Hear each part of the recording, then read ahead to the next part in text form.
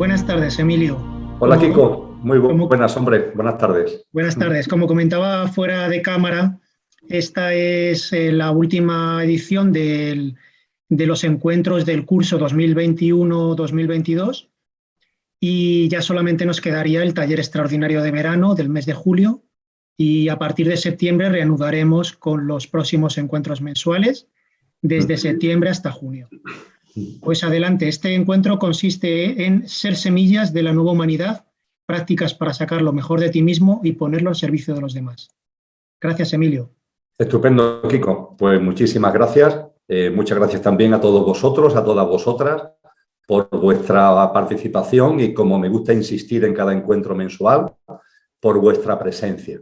Porque más allá de las distancias físicas, que a muchos nos separan muchos miles de kilómetros, pero sin embargo, la conciencia y la energía que despliega no sabe de esa distancia y nos conecta a todos íntimamente en el consciente colectivo y en el consciente personal de cada uno. Así que muchas gracias. Y efectivamente, tal como nos recordaba Kiko en primer lugar, pues este es el último encuentro mensual de este curso, un curso que creo que hemos tocado temas muy profundos y hemos tenido oportunidad de tratar una variedad temática bastante intensa y bastante extensa. Y efectivamente lo que nos queda ya es el taller extraordinario de verano, que como solemos hacer lo haremos el día de María Magdalena, el día de la vida contemplativa, y que, como ya Kiko os ha dicho, tendrá como tema el papel de los seres espirituales evolutivos. Cristo, la jerarquía celestial, ángeles, arcángeles, el papel de todos estos seres espirituales en la evolución humana. Y aquí ahora estamos pues en la parte, como bien sabéis, de respuesta a vuestras preguntas de este último encuentro mensual del año, y lo vamos a dedicar precisamente eso, a atender a todas las cosas que habéis planteado, que, como siempre sucede, son temas de enorme interés y de enorme potencia. Vamos a comenzar, si os parece, por el principio, que la primera pregunta que os planteo, que se nos plantea, es ¿por qué el alma se coloca a contramano de la vida, suponiendo eso sufrimiento y siendo el alma un vehículo del espíritu? Entiendo que eso es una situación por la que todas las almas han de pasar durante muchísimas encarnaciones. Pues bien, con referencia a esta cuestión que se plantea tan potente, hago hacia vosotros, comparto con vosotros y someto como hipótesis a vuestra consideración 6 reflexiones fundamentales. La primera, la razón fundamental que hace que nos coloquemos a contramano de la vida está en la identificación con el pequeño yo. En esto todas las tradiciones espirituales, todos los sabios y sabias, con unas palabras u otras, han coincidido. ¿Dónde radica el ponernos a contramano de la vida? Pues nos identificamos con nuestra apariencia, nos identificamos con nuestro pequeño yo, nos identificamos con nuestro yo físico, emocional, mental y la personalidad a él asociada. Nos creemos que somos eso. Esa identificación, también ha habido algún maestro que ha dicho, no solamente que sea identificación, es que es aferramiento, ¿no? Para darle todavía más intensidad a esta experiencia. Y también, como Antonio Blade nos enseñó, no solamente es que sea identificación y aferramiento, es que además es fascinación. Nos identificamos y nos aferramos tanto a nuestro pequeño yo, a nuestra personalidad, que quedamos como fascinados, ¿no? Como seducidos por nuestra apariencia. Ahí radica la razón fundamental del ponernos a contramano de la vida y de no vivir alineados con esa vida y con ese sentido de la vida del que tantas veces, y también hoy más adelante en alguna de vuestras preguntas, hemos compartido en estos encuentros mensuales. Esta es la primera reflexión. A partir de ahí, la segunda reflexión es que esta identificación, aferramiento, fascinación con nuestro pequeño yo puede estar motivado por el orgullo, la soberbia y el engreimiento, o por el olvido de lo que somos, o por ambas cosas a la vez. Fijaros, por una parte, el orgullo, el engreimiento, la soberbia, el querernos dar importancia desde nuestro yo, es decir, desde nuestro pequeño yo. Y en paralelo, el olvido de lo que somos. Cuando alguien olvida lo que es, inevitablemente se identifica con lo que no es. En el caso de los seres espirituales, fundamentalmente esos seres espirituales que llamamos involutivos, la razón de que se pongan a contramano de la vida radica en la primera de estas dos observaciones que os acabo de hacer, es decir, en el orgullo, en la soberbia, en el engreimiento.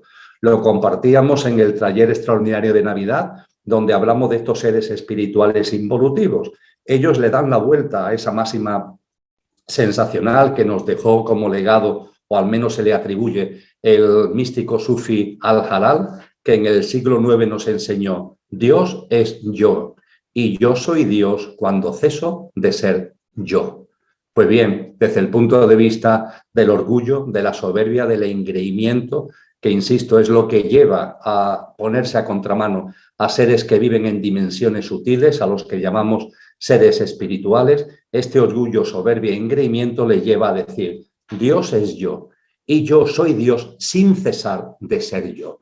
El intentar desplegar nuestra divinidad, pero desde nuestra personalidad, en este caso, desde la personalidad de estos seres espirituales involutivos. En el caso humano, en el caso del plano humano, el motivo fundamental se encuentra en el olvido de lo que somos. Estamos en un plano que es maravilloso, que es el ideal para vivir las experiencias y reconocer todo lo que esas experiencias conllevan. Es lo que espera el ser que somos, el espíritu que somos, cuando encarna, cuando desciende, cuando se envuelve en este plano, pero es un plano que desde el punto de vista vibracional es un plano denso, es un plano donde lo que prima es la materia, y a partir de ahí se produce el olvido de lo que somos.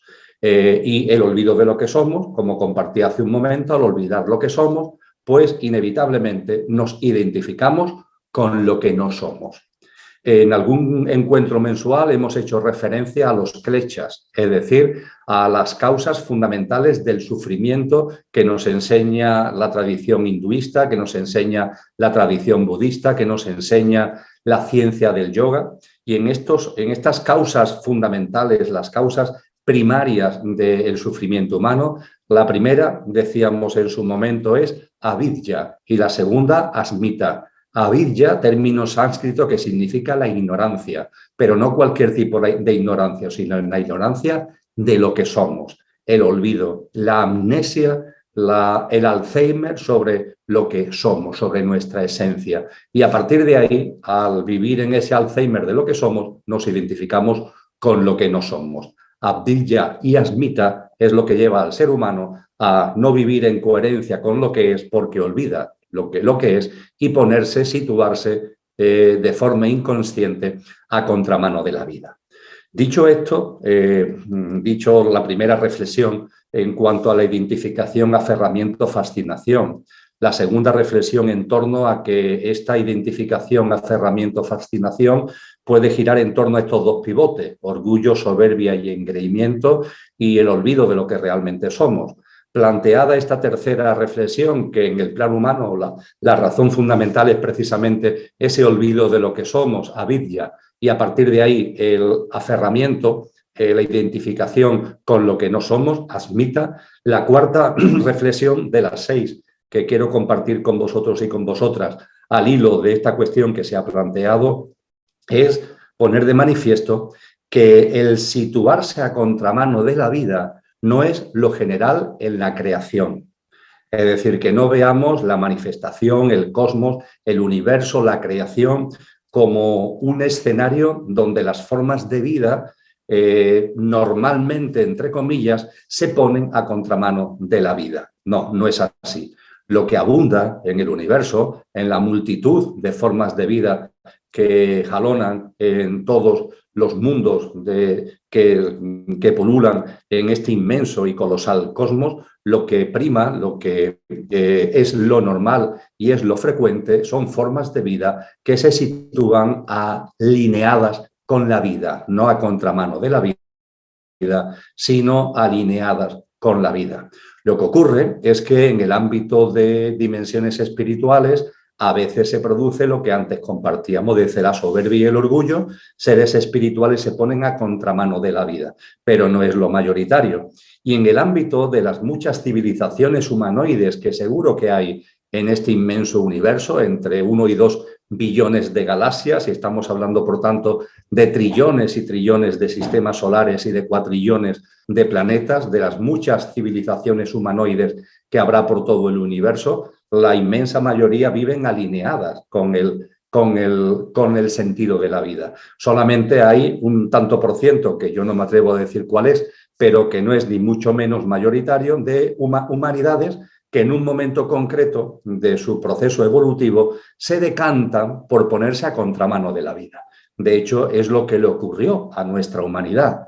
Ya lo compartimos en el encuentro, en el taller extraordinario de Navidad, con relación a los seres espirituales involutivos, y también tendremos que volver a ello para tratarlo de otra manera, pero tendremos que volver a ello en el próximo taller de verano, el del próximo 22 de julio. Esta humanidad, en un momento concreto, el libre albedrío se sitúa a contramano de lo evolutivo. Es lo que conocemos como la humanidad adánica, la humanidad de Adán, humanidad adámica.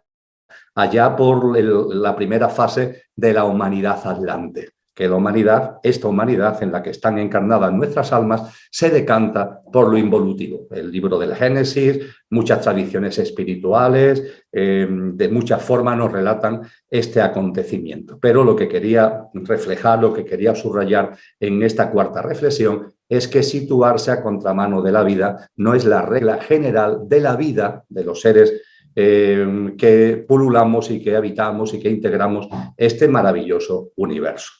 La quinta reflexión viene de la mano de subrayar un poquito más lo que antes señalaba acerca de los ángeles caídos, que es la denominación que muchas tradiciones espirituales dan a estos seres espirituales que en un momento determinado, por orgullo, por soberbia, se vuelven a contramano de la vida. Ya os digo que ahí lo que está como telón de fondo es ese deseo de ser Dios sin cesar de ser yo. En el caso concreto de nuestra humanidad, lo que sucede es que las almas encarnadas en la humanidad, en ese periodo de inicio de la humanidad atlante que se conoce como la fase adámica, como la humanidad adámica, pues el libre albedrío se apartan de la tradición de la consciencia, se apartan de lo evolutivo y consideran que en lo involutivo está la verdad y que lo evolutivo es la mentira. Insisto, esto es el libro del Génesis, como otros textos sagrados lo relatan muy bien. Creo que con estas reflexiones ha quedado suficientemente encuadrada y respondida lo que tiene que ver esta primera pregunta. Pasamos así a la segunda. Se nos dice, si conseguimos pasar el corte, viviremos o empezaremos a vivir desde nuestra alma, la cual se ha identificado con el coche durante tanto tiempo, no suponiendo ese estado, por tanto, la panacea, porque puede volver a identificarse con él o con cualquier otra cosa, al tratarse de una entidad tan voluble o tan caprichosa. Vamos a ver, el alma no es una entidad voluble ni caprichosa. El alma es una entidad espiritual que está en ti, que está en mí y que tiene que crecer. Ese es el asunto, tiene que crecer. Lo que hemos comentado tantas veces es el símil que nos da Cristo Jesús. Es una lámpara de aceite que tenemos que ir por nuestras obras llenando de aceite. En la medida en la que la vamos llenando de aceite, el alma crece, el alma se engrandece, el alma madura, el alma evoluciona en autoconsciencia. Y cuando el alma madura, cuando el alma crece, cuando el alma evoluciona en autoconsciencia, no es en absoluto voluble, no es en absoluto caprichosa. Todo lo contrario, plasma y lanza todo lo que son sus atributos, lo que son sus cualidades que tienen que ver con lo que en la antigua Grecia llamaron las aspiraciones, etcétera, etcétera. No, el alma no es voluble ni caprichosa. El alma lo que sucede es que tiene que crecer, tiene que tener aceite.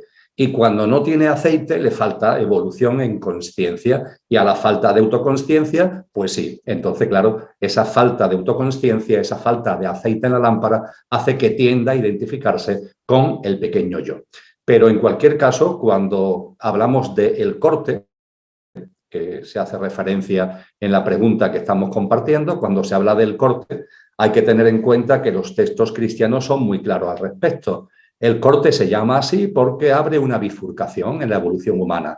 Hay una nueva generación humana a la que pasan el banquete nupcial del Evangelio de San Mateo, capítulo 25, la metáfora del banquete nupcial, es el banquete nupcial, es la nueva generación humana a la que pasan aquellas almas que tienen el mínimo nivel de aceite requerido. No tenemos que tener lleno la lámpara de aceite, pero sí tener el nivel mínimo requerido para poder participar, para ser semillas y poder participar en esa nueva humanidad. Y cuando el alma ha logrado ya ese nivel de aceite mínimo requerido, ahí no hay marcha atrás posible. De encarnación en encarnación no se pierde aceite. Puede ser que perdamos la oportunidad de una encarnación porque no realizamos obras como para realizar una siembra que nos permita recoger como cosecha más aceite para la lámpara, pero no se pierde aceite, con lo que las almas, las nuestras, las que estamos aquí reunidos y las de muchos, las que están encarnadas en muchos seres humanos, que formemos parte tras el corte de esa nueva generación humana, no hay marcha atrás, no hay posibilidad ninguna de que nos identifiquemos nuevamente con el pequeño yo. Ya nuestras almas habrán adquirido ese nivel de aceite, es decir, han adquirido ese nivel de evolución en autoconsciencia que hace imposible que haya marcha atrás. De hecho, en los textos cristianos hay un dato muy curioso, y es que se nos dice que en esa nueva generación humana, habida cuenta de que lo que prima ya son los valores álmicos, ahí todo lo que ha tenido que ver con lo involutivo, todo lo que ha tenido que ver con las interferencias de los seres espirituales involutivos, que aquí ahora son muchas, pero sin embargo en esa nueva generación humana no van a producirse. Aunque se nos advierte, y no sé si la cifra que se da en años es una cifra precisa o es una cifra orientativa, se nos dice que cuando esa nueva generación humana lleve 1000 años, un milenio, Satanás hará una especie de último intento de extravío. Pero ese último intento de extravío, curiosamente, dicen los textos cristianos, fundamentalmente el libro de las Revelaciones o Apocalipsis, que no será masivo, como ocurre actualmente, donde las interferencias espirituales involutivas están desatadas por todos sitios intentando que el menor número de almas posibles pasemos el corte.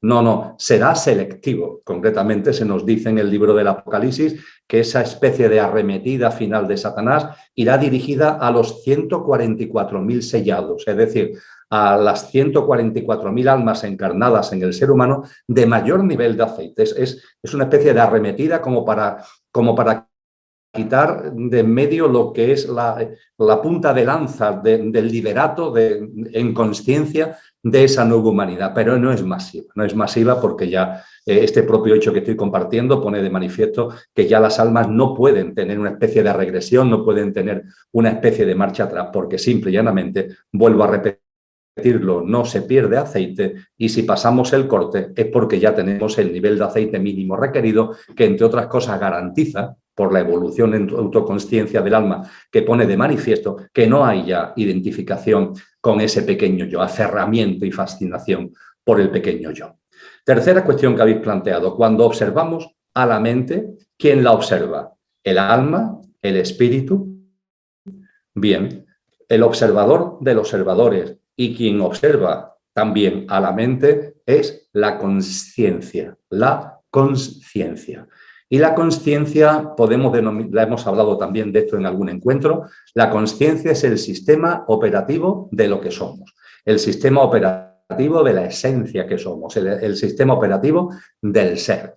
Diríamos que la mente es el sistema operativo, fundamentalmente la mente concreta, pero en general la mente es el sistema operativo del coche. Y como hemos dicho muchas veces, es la interfaz que se utiliza desde la conciencia para relacionarnos con la materia. Y está situada en interrelación, no es el cerebro, pero está en interrelación con el cerebro. Pues bien, si desde el punto de vista de la realidad en la que vivimos, desde el punto de vista de nuestra parte perecedera, la mente aparece ahí como componente fundamental del sistema operativo, desde el punto de vista de la esencia, desde el punto de vista de nuestro verdadero ser, amigos y amigas, la clave, lo que la caracteriza, el atributo fundamental es conciencia. Y es la consciencia, y es desde la consciencia donde se produce la observación y la autoobservación. Es la consciencia la que mira. Y cuando la mente la tenemos sosegada y tranquila, cuando las gafas de la mente están limpias, la consciencia ve nítidamente la realidad, se relaciona nítidamente con la realidad y ahí se produce lo que en el lenguaje del yoga se llama samadhi, la fusión incluso con la realidad. Pero es la consciencia. Cuando hacemos esa observación de la mente, cuando hacemos esa observación de lo que somos hacia adentro e incluso cuando miramos hacia afuera con sed de verdad, lo que está operando es la consciencia como atributo fundamental de nuestra esencia, como sistema operativo, dicho en el lenguaje coloquial informático actual, del espíritu. Cuarta cuestión que planteáis. ¿Es posible aumentar el nivel de consciencia y conseguir llevar a cabo el equilibrio mental y emocional solo trabajando técnicas energéticas tipo Qigong, por ejemplo? Bien, aquí la respuesta es clara y rotunda. No, no es posible, no es posible. El que de verdad el equilibrio emocional y mental pleno y sostenible llegue a nosotros exige que se abandone cualquier tipo de identificación con el pequeño yo. Esto no tiene que ver con técnicas que están muy bien, esto no tiene que ver con procedimientos que están muy bien. No, esto significa algo mucho más profundo. Esto significa, volviendo a Cristo Jesús, esto significa nacer de nuevo. Hay que nacer de nuevo, hay que morir. Es lo que hemos compartido, ¿no?, con estas prácticas de vida que estuvimos desarrollando hace 15 días. Hay que morir a una forma de vida basada en el pequeño yo, es decir, en el egoísmo, en el egocentrismo, en el materialismo. Hay que morir a eso. A eso con todo el amor y el cariño del mundo tenemos que decirle adiós para empezar a vivir en coherencia con lo que somos y con las cualidades y atributos de nuestra esencia, empezando por las cualidades y atributos de nuestra alma. Ese es el nacer de nuevo, aquí y ahora en esta vida, morir aquí y ahora a una forma de vida egoica y egocéntrica para renacer, para resucitar a otra forma de vida que sea coherente con lo que realmente somos. Esa es la única puerta verdadera que hay al equilibrio emocional y mental pleno y sostenible. Las otras cosas son sucedáneos, que van y vienen, que hoy nos aportan una calma, pero esa calma por las circunstancias de la vida se vuelve a ir en momentos concretos. Repito, para que el equilibrio emocional y mental pleno y sostenible arraigue en nosotros, es indispensable nacer de nuevo. Es una transformación verdadera que tiene que ver con una práctica de vida que enlaza directamente con las prácticas de vida que precisamente en este encuentro tenemos como referentes. Quinta cuestión. Si Dios lo abarca todo, cuando venga la nueva humanidad y la vieja quede en otro plano, ¿seguirá abarcando a ambas? Por supuesto que sí, efectivamente. Hay que tener en cuenta que lo que aquí en Occidente denominamos Dios, lo que en los postulados metafísicos fundamentales se llama aquello que no tiene origen y es origen de todo lo originado, lo que en el lenguaje filosófico griego se llamó la causa primera, no tiene causa y es causa de todo lo causado, lo que denominamos en términos más profundos de la sabiduría primordial o perenne, lo absoluto, eso, lo absoluto, aquello que no tiene origen o Dios, todo lo abarca, todo lo integra y no hay nada ajeno a él. Se enseña en la sabiduría primordial y perenne que no solamente abarca lo manifestado, sino obviamente también lo inmanifestado, lo que está antes también de la propia manifestación. Es decir, lo que hay antes del Big Bang y lo que hay después del Big Bang. Todo lo abarca, lo inmanifestado, lo manifestado, y de hecho lo inmanifestado y lo manifestado son estados al unísono de lo absoluto. Y todo lo que hay en el ámbito de lo inmanifestado y todo lo que hay en el ámbito de lo manifestado están perfectamente integrados y está abarcado por lo absoluto. Y dentro de lo manifestado, todo, lo que llamamos evolutivo, lo que llamamos involutivo, ya lo hemos compartido en algún encuentro mensual, ese Tao, ¿no? Ese principio primordial que todo lo impulsa, que impulsa la vida, que impulsa la existencia, que impulsa el cosmos, y cómo ese Tao que se representa por el yin y el yang, es decir, por el círculo donde una parte es blanca y otra parte negra, y en la parte negra hay un punto blanco y en la parte blanca hay un punto negro, precisamente para poner de manifiesto que todo lo abarca, absolutamente todo, superando las dualidades. Ciertamente eso no significa que no haya seres espirituales y seres físicos evolutivos, involutivos de la manera que hemos recordado hace unos minutos, pero lo absoluto todo lo abarca, desde el punto de vista de la experiencia, desde el punto de vista de la consciencia, todo absolutamente lo abarca. Sexta cuestión que planteáis. ¿Las almas involutivas viven el proceso de encarnación que las demás? Bien, podríamos decir que en términos generales la respuesta es sí, sí. Aquellas almas que tienen escaso nivel de aceite, aquellas almas que se han decantado, están extraviadas, de ahí que tengan escaso nivel de aceite por lo involutivo, claro que encarnan y desencarnan como las demás almas. Eso sí, hay una diferencia importante. La diferencia importante está en cómo viven el tránsito y en su estancia en el plano de luz. Cómo viven el tránsito y su estancia en el plano de luz. Con relación a cómo viven el tránsito, esto lo desarrollaremos con detalle, todo lo que es el tránsito, el plano de luz, en el encuentro mensual con el que abriremos el curso 2022-2023, el encuentro mensual de septiembre, que le dedicaremos monotemáticamente a qué hay después de eso que llamamos muerte. Ahí hablaremos del tránsito, hablaremos del plano de luz, y lo que ahora voy a decir como algo muy comprimido, tendremos ocasión de desarrollarlo. El tránsito es el ámbito, es el espacio que está llamado a que los elementos mentales y emocionales que hayamos podido de alguna forma densificar en esta vida física, este espacio que llamamos el tránsito es el espacio donde diluimos esas densidades emocionales y mentales. Y a partir de ahí, el paso por ese tránsito va a depender, el mayor o menor tiempo, va a depender de que nuestra vida física, la hayamos llenado más o menos de esas densidades emocionales o mentales. Cuando vivimos muy aferrados a lo material, cuando nuestra vida es egoica y egocéntrica, lo emocional y lo mental se densifica y hace que el tránsito sea más lento. En cambio, cuando hemos vivido una vida más consciente, ahí los elementos emocionales y mentales no están tan densificados o no se han densificado nada y el tránsito es extremadamente fluido.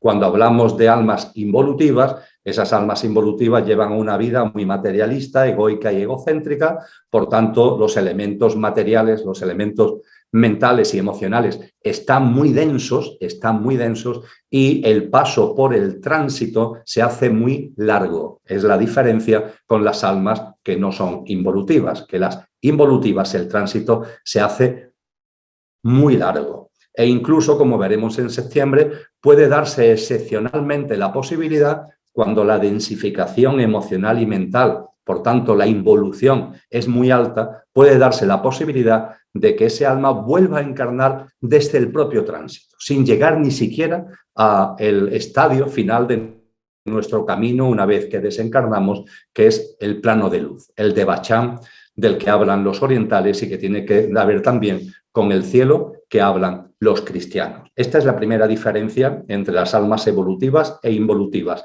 cómo viven el tránsito y unido a ello la estancia en el plano de luz, porque las almas involutivas, la estancia en el plano de luz, podríamos decir que lo viven prácticamente en estado de adormecimiento, en estado de mucha inconsciencia. Veremos en el encuentro mensual de septiembre que el plano de luz tiene distintas fases. La primera fase es lo que en el cristianismo se denomina cielo, pero después hay una fase siguiente que, como veremos, se puede denominar de sabiduría y de servicio. Y finalmente hay una tercera fase donde el alma ya hace suyo todo el aceite que ha podido recoger como cosecha de lo sembrado en la última vida física, echa ese aceite a la lámpara para incrementar, a ser posible, el que ya tenía, y a partir de ahí se prepara para volver a encarnar. Pues bien, las almas, podremos decir, evolutivas, es decir, las almas que tienen un cierto nivel de aceite, las almas que van en progresión desde el punto de vista de conciencia, viven el cielo, viven más o menos ese estadio de sabiduría y de servicio y viven ese estadio final de recogida de aceite y de preparación para encarnar. En cambio, las almas involutivas, tanto la fase que he denominado cielo como la fase que he denominado sabiduría y servicio, la viven en una especie de adormecimiento, de tal forma que prácticamente sin tomar conciencia llegan a la última fase, con lo cual, desde la cual vuelven a encarnar. Estas son las diferencias fundamentales y los conceptos que he introducido de tránsito, de plano de luz, dentro del plano de luz el cielo, el estadio de sabiduría y servicio, la preparación para encarnar, todo eso tendremos ocasión en el mes de septiembre de analizarlo con tranquilidad y de forma monotemática. Otra cuestión que planteáis. No acabo de tener claro si es ético y necesario o una forma de tranquilizar al familiar aplicar sedación a los pacientes en sus últimos momentos, no por procesos cancerosos y dolorosos, sino simplemente por vejez. Hace años veía agonizar a los ancianos en el hogar y rodeados de familia y sin tanto miedo al dolor y a la partida de un ser querido. Me preocupa profesionalmente entender dónde está la línea de una muerte digna o una muerte sin conciencia y sin aprovechar esa experiencia vital. Un tema que agradezco muchísimo que se haya planteado con la claridad que se ha hecho y que nos lleva a una reflexión que someto a vuestra consideración y que creo que es importante porque tiene una enorme aplicación práctica, porque la muerte forma parte de la vida, es una puerta que se abre en el continuum de la vida para pasar a otra habitación de la vida. Y lo cierto, amigos y amigas, es que, salvo excepciones, por motivos de dolor físico severo, las enseñanzas espirituales se decantan con toda claridad porque se desencarne de manera consciente, por tanto, sin sedación, y que a ser posible ese proceso de desencarnar se viva en el hogar de cada uno y acompañado de los seres queridos. Este es el marco ideal. A partir de ahí, obviamente, hay muchas circunstancias, hay muchas situaciones, la vida tiene muchos vaivenes, etcétera, etcétera, etcétera. Pero entiendo que esta pregunta a lo que va dirigido es tener claro desde el punto de vista ético, desde el punto de vista consciente, cuál es la línea. En esa línea a veces creemos que demasiado fina o voluble entre una muerte digna y una muerte sin conciencia y sin aprovechar el propio hecho de ese estado concreto del moribundo antes y previamente a que se produzca el hecho de desencarnar. Y sin ningún tipo de duda, lo ideal es que no se nos aplique sedación, a ser posible, a ser posible. Por supuesto, si hay, ya he compartido, que claro que puede haber excepciones por motivos de dolor físico severo, porque si ese dolor físico está ahí, lo mejor es calmarlo, porque por el hecho de mantenernos en conciencia, si el dolor es muy fuerte, puede perturbarnos ese momento de conciencia para afrontar el tránsito. Entonces, cuando el dolor está ahí, cuando es un dolor severo, cuando es un dolor significativo, la sedación viene perfectamente. Pero en la medida de lo posible, si no hay ese dolor severo, lo ideal desde luego es que no haya sedación. Y lo ideal es que hagamos ese momento maravilloso de desencarnar, lo hagamos en nuestro hogar, lo hagamos en nuestro entorno habitual, para hacerlo con la mayor armonía, para hacerlo con la mayor paz y a ser posible también en compañía de nuestros seres queridos. Esto es sin duda ninguna el marco ideal que desde el punto de vista de lo que nos han enseñado los maestros y maestras, si es posible, debemos tener para nosotros mismos y, por supuesto, también procurar que lo tengan aquellos seres queridos que nos toca, nos corresponde acompañar en el momento de desencarnar. Otra cuestión íntimamente relacionada con esto, con relación a mis queridas mascotas que fallecen viejecitas, no sé si la mejor solución es llevarlas al veterinario y dormirlas o acompañarlas en el hogar con respeto y cariño a hacer el tránsito, que es, dice esta persona, lo que suelo hacer.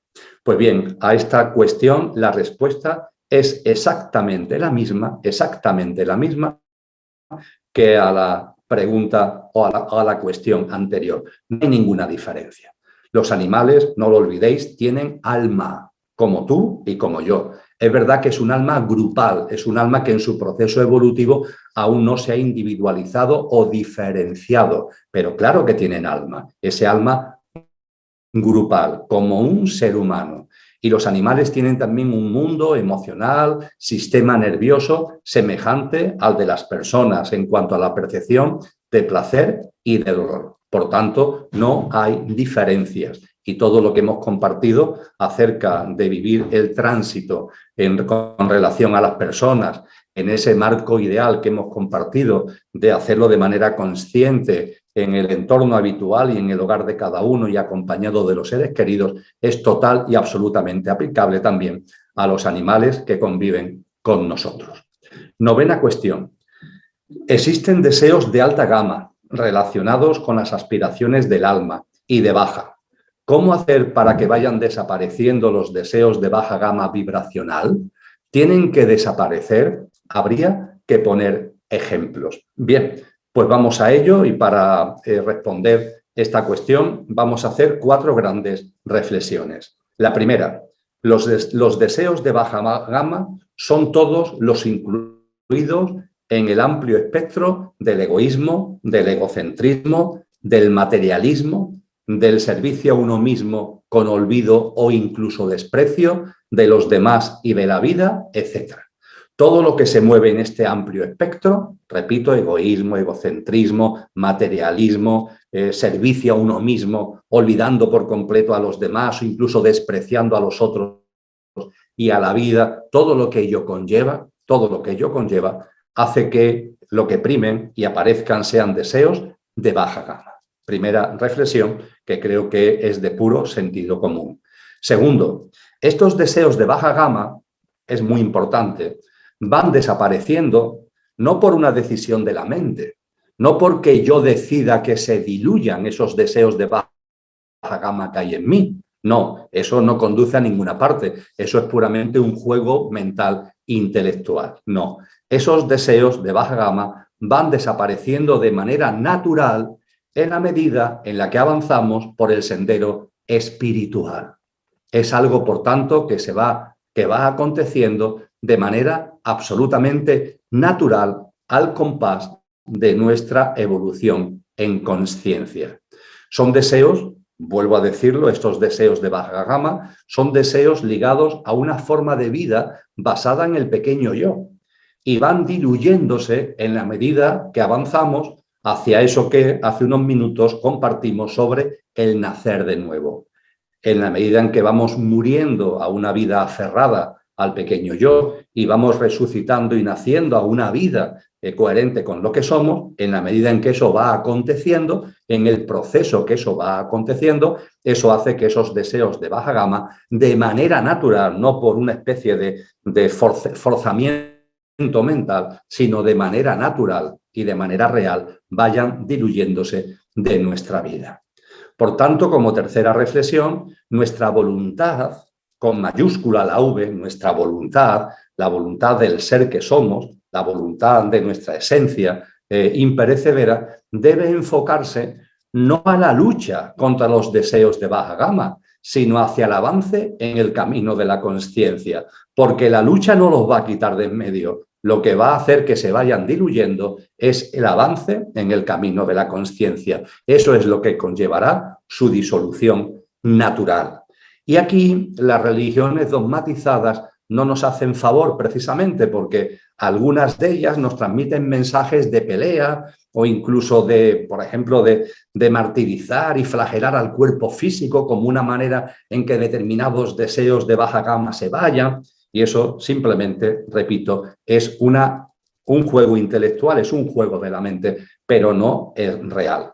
La voluntad, con V mayúscula, la voluntad, debemos enfocarla no a luchar contra los deseos de baja gama, por favor, no, sino a una práctica de vida consciente que de forma amorosa irá haciendo que esos deseos vayan diluyéndose.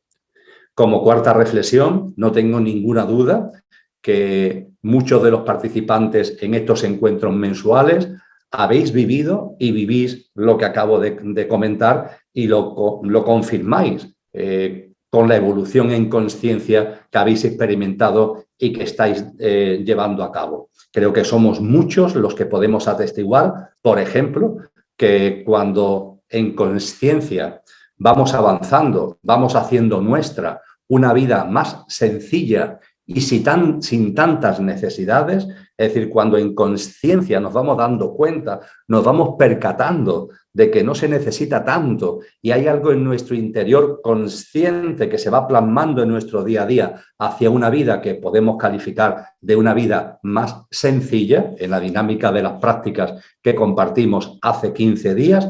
Cuando esto sucede, ¿qué es lo que pasa? Que disminuye y van desapareciendo los deseos de baja gama, por ejemplo, de acumular, de tener, de poseer, el consumismo, todo ese tipo de deseos de baja gama van diluyéndose de manera natural cuando en conciencia vamos practicando una vida más sencilla, una vida sin tantas necesidades. Esto, insisto, creo que es algo que hemos vivido muchos de los que estamos participando cotidianamente en estos encuentros y podemos dar fe de que eso es así. No nos hemos tenido que pelear contra esos deseos de acumular, de retener, de consumir, sino que se han ido diluyendo. Estamos en el aquí ahora, miramos hacia atrás de nuestra vida y nos damos cuenta que esos deseos antes estaban ahí y ahora o no están o están con mucha menor intensidad. Y la causa de ello se debe a nuestro camino de conciencia. Décima cuestión que planteáis. No acabo de comprender por qué las personas trabajan muy por debajo de su capacidad, porque les falta voluntad. Aquí el término voluntad se plantea con V minúscula, la voluntad que tiene que ver con nuestro quehacer cotidiano. Pues bien, ¿por qué las personas, se nos dice, trabajan muy por debajo de su capacidad? Bien, tanto a la persona que formula la cuestión como a todos vosotros y a todas vosotras, pongo encima de la mesa una reflexión. ¿Será quizás precisamente porque trabajan? Es decir, este trabajar muy por debajo de su capacidad, más que por falta de voluntad, ¿no será por el hecho precisamente de que trabajan? Tener en cuenta que trabajar, en el sentido consciente del término, es desarrollar una actividad laboral desligada de nuestros dones y talentos. Es decir, desligada de nuestras capacidades, cualidades y facultades innatas. Cuando realizamos una actividad laboral que está ligada a nuestros dones y talentos, eso no es trabajo. Ahí, de hecho, no hay trabajo, no hay esfuerzo. Lo que hay es gozo, lo que hay es entusiasmo, lo que hay es realización plena de lo que somos, de esas capacidades y facultades innatas. El trabajo, en sentido estricto, en términos conscientes, es una actividad laboral disociada, desligada de nuestros dones y talentos, de nuestras capacidades, facultades y cualidades innatas. Y cuando se desarrolla un trabajo, la persona que lo desarrolla no lo hace por voluntad propia, lo hace por el entramado socioeconómico, el entramado social en el que se desarrolla actualmente todavía la existencia humana. Y no tienen otro remedio, como medio de supervivencia, de realizar ese trabajo que le permita obtener unos ingresos con los que, entre comillas, sobrevivir. No realizan el trabajo por voluntad propia, lo hacen de manera obligada, de manera forzada, con el mayor respeto y sin querer ofender a nadie y sin querer provocar debate. Pero lo que se nos vende, entre comillas, en los textos legales y en las constituciones de que tenemos derecho al trabajo es un auténtico disparate, es un dislate. ¿Cómo que derecho al trabajo? Claro, entendemos perfectamente que una persona que no tiene trabajo y que no tiene ingresos quiere tener un trabajo para tener precisamente unos ingresos como medio de supervivencia. Y a partir de ahí viene el trabajo como derecho. Y perfecto. Ahora bien, una reflexión consciente lleva a darnos cuenta de que el trabajo no es un derecho, el trabajo es una obligación, es una obligación. El derecho que tenemos, y que desgraciadamente no se cumple en demasiados casos, es a plasmar, a desplegar una actividad que tenga que ver con nuestros dones y talentos. Eso sí es que es el derecho, no el derecho a tener una actividad laboral desligada, disociada y ajena a nuestros dones y talentos. Creo que me entendéis, ¿verdad? Y claro, a partir de ahí no hay motivación. A partir de ahí no hay un alineamiento consciente entre la persona y lo que motiva la encarnación en esta vida, que es el alma. No hay una alineación consciente con esa actividad laboral. Y a partir de ahí, ese estar muy por debajo de su capacidad se debe precisamente a eso, que es que sus verdaderas capacidades y cualidades están por otro lado, van por otro sitio. Creo que esta reflexión es importante tenerla en cuenta, no porque esté haciendo ningún tipo de propuesta de cambiar o reformar el sistema. Ya he compartido con vosotros que este sistema no es reformable, este sistema no es mejorable. Este sistema es un sistema que ha dado su utilidad en la evolución humana y que se está cayendo. Y que lo que tenemos que hacer es crear la nueva casa, no estar ahí dándole vueltas a esta casa que ya está en ruina desde sus cimientos y que en la ruina en la que está provoca cosas como este trabajo, entre comillas, al que acabo de hacer referencia. Todas estas reflexiones, por tanto, no lo hago como proclamas de reforma, de cambios o de revolución, sino que lo hago todo lo contrario, como una reflexión consciente que nos ayude a situarnos y a prepararnos como semilla de la nueva humanidad. Una nueva humanidad que vivirá desde el alma y que a partir de ahí no solamente plasmará los atributos y cualidades de nuestra alma, sino que plasmará también los dones y talentos que están ligados al propósito de vida con el que el alma encarna en cada nueva encarnación. Continuamos. Ya es la pregunta número 11. Creo que son 26 las que tenemos en la tarde de hoy. Una vez que he extractado y he ligado unas con otras, nos han quedado unas 26, creo recordar. Vamos con la 11. Se recomiendan para un mejor descanso 7 u 8 horas de sueño. Sin embargo, hay personas que necesitan muchas menos horas y se sienten perfectamente. ¿Cómo valorarlo?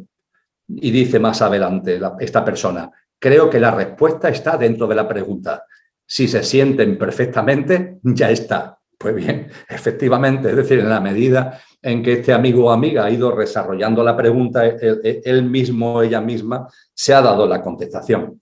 Sí, hay un consejo general, ¿no?, de que el mejor descanso son 7 u 8 horas, pero como tantas veces he compartido, cada uno es cada uno. Cada uno es cada uno. De ahí la importancia precisamente de conocernos a nosotros mismos. Yo personalmente nunca he necesitado dormir 7 u 8 horas.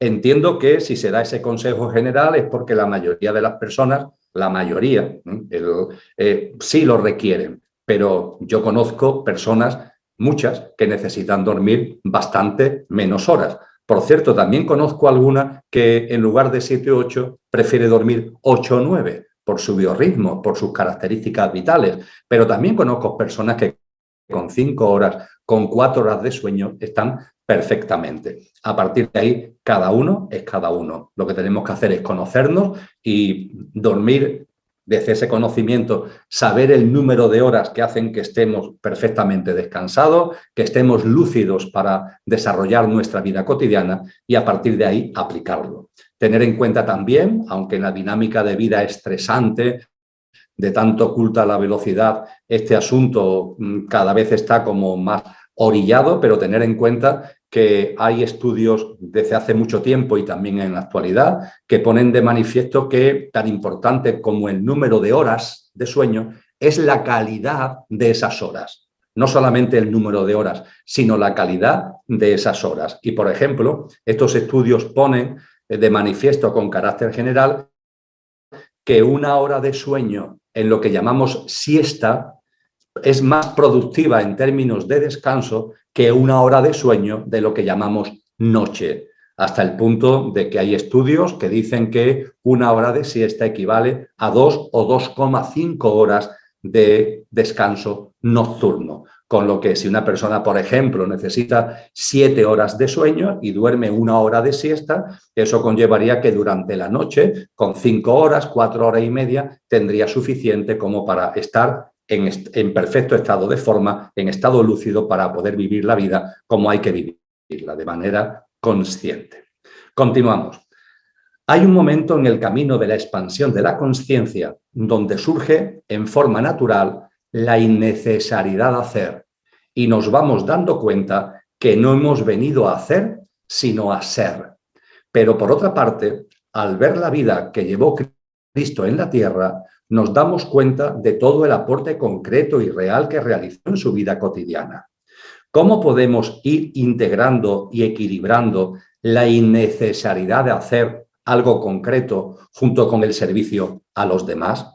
Qué planteamiento, qué cuestión más hermosa y más profunda. Voy a intentar atenderla con 4 reflexiones fundamentales. Primera reflexión, amigos y amigas, al hilo de esta cuestión tan maravillosa que se nos ha planteado. ¿Qué es la innecesariedad de hacer? ¿Qué es la innecesariedad de hacer? La innecesariedad de hacer tiene que ver con que hay un momento en nuestra vida, lo habréis vivido ya muchos de vosotros y de vosotras, lo he vivido yo, en el que nos damos cuenta que todo es como corresponde, exactamente como corresponde, que todo está en su sitio, que nada sobra ni falta, que todo tiene su sentido profundo, que la vida es un conjunto de causalidades, que la vida está llena de señales y de sincronías, que todo tiene su porqué y su para qué. A partir de ahí, cuando nos damos cuenta de esto, cuando nos percatamos, por ejemplo, con lo que yo denomino la práctica de la ventana, ¿no? De mirar el firmamento y percibir que todo está en su sitio, que todo está en su sitio en el firmamento, que todo está en su sitio en la vida y que todo está en su sitio en la naturaleza, en la vida, en el firmamento. Mi vida también está en su sitio porque yo no voy a ser una singularidad espacio-temporal en este maravilloso cosmos. Cuando nos damos cuenta de todo esto y nos llena la confianza en la vida, nos llena la aceptación como fruto, no la resignación, sino la aceptación como fruto de esa confianza en la vida. Cuando eso llega a nosotros, evidentemente hay algo en nuestro interior que aparece con fuerza y que podríamos denominar la innecesariedad de hacer. No es necesario que hagan nada. Todo está en su sitio, todo va evolucionando conforme a un principio de ritmo, conforme a los patrones y pautas que corresponden a la evolución de la consciencia. Y entonces, lo que surge es una fortísima voz interior que plasma, que tiene que ver con esa innecesariedad de hacer. Recuerdo, y lo he compartido en algunas charlas, que esa innecesariedad de hacer personalmente me desbordó, me llenó por completo en la primavera del año 2011. Fue cuando, allá en marzo, fundamentalmente en marzo del 2011, no se me olvidará nunca, hace por tanto ya más de 11 años, cuando viví plenamente esta percepción de la innecesariedad de hacer.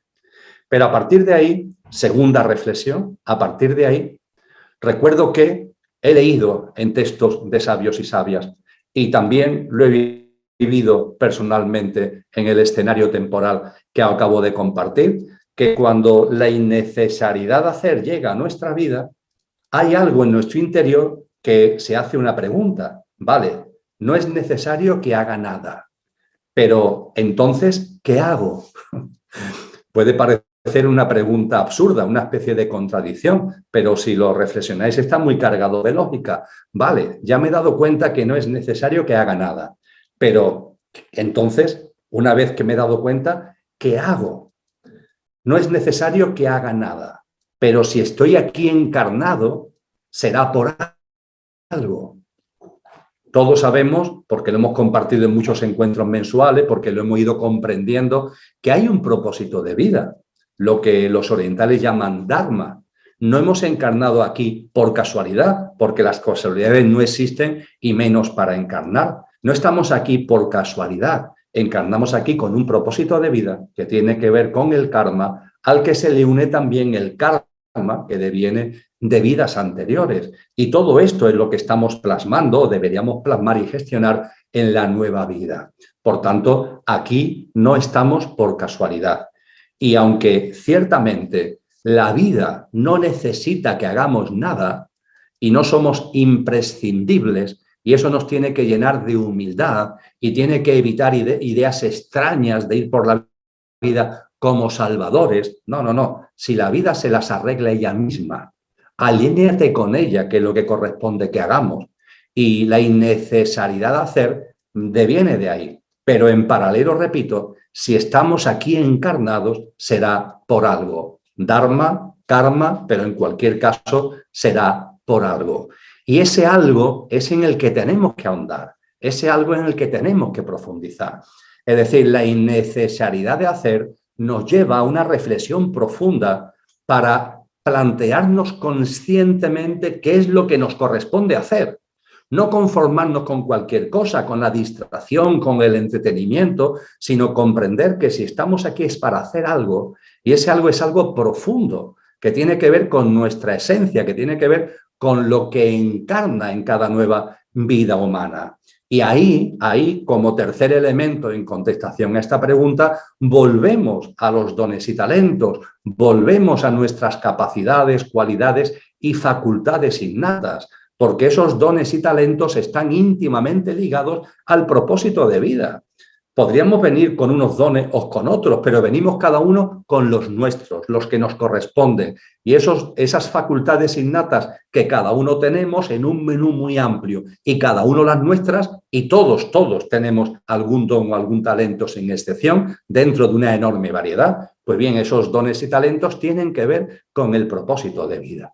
Con lo que la innecesariedad de hacer es una reflexión consciente potente que nos lleva a darnos cuenta de la importancia de un hacer, que no es esfuerzo, porque no tiene que ver con el pequeño yo, sino que es el hacer ligado a nuestro propósito de vida, a nuestro dharma, y a partir de ahí nuestros dones y talentos. Y finalmente todo esto desemboca en esa expresión que está tanto en las enseñanzas de Buda como en las enseñanzas de Cristo, porque Buda Gautama nos habló de la acción correcta. En el noble óctuple camino nos habla de la acción correcta. Y Cristo Jesús nos habla de la acción y nos habla de una acción consciente. Cuando, por ejemplo, en las bienaventuranzas nos dice actúa por la paz, actúa por la justicia, incluso a costa de ser perseguido,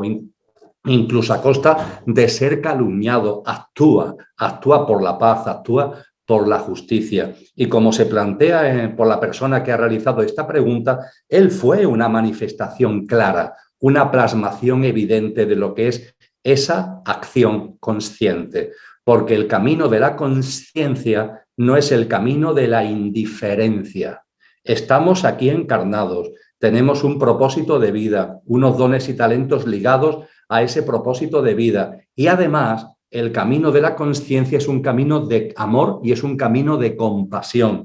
Y ese camino de compasión y ese camino de amor no es un camino de indiferencia, sino de compromiso y de compasión, Y esa compasión nos motiva a actuar.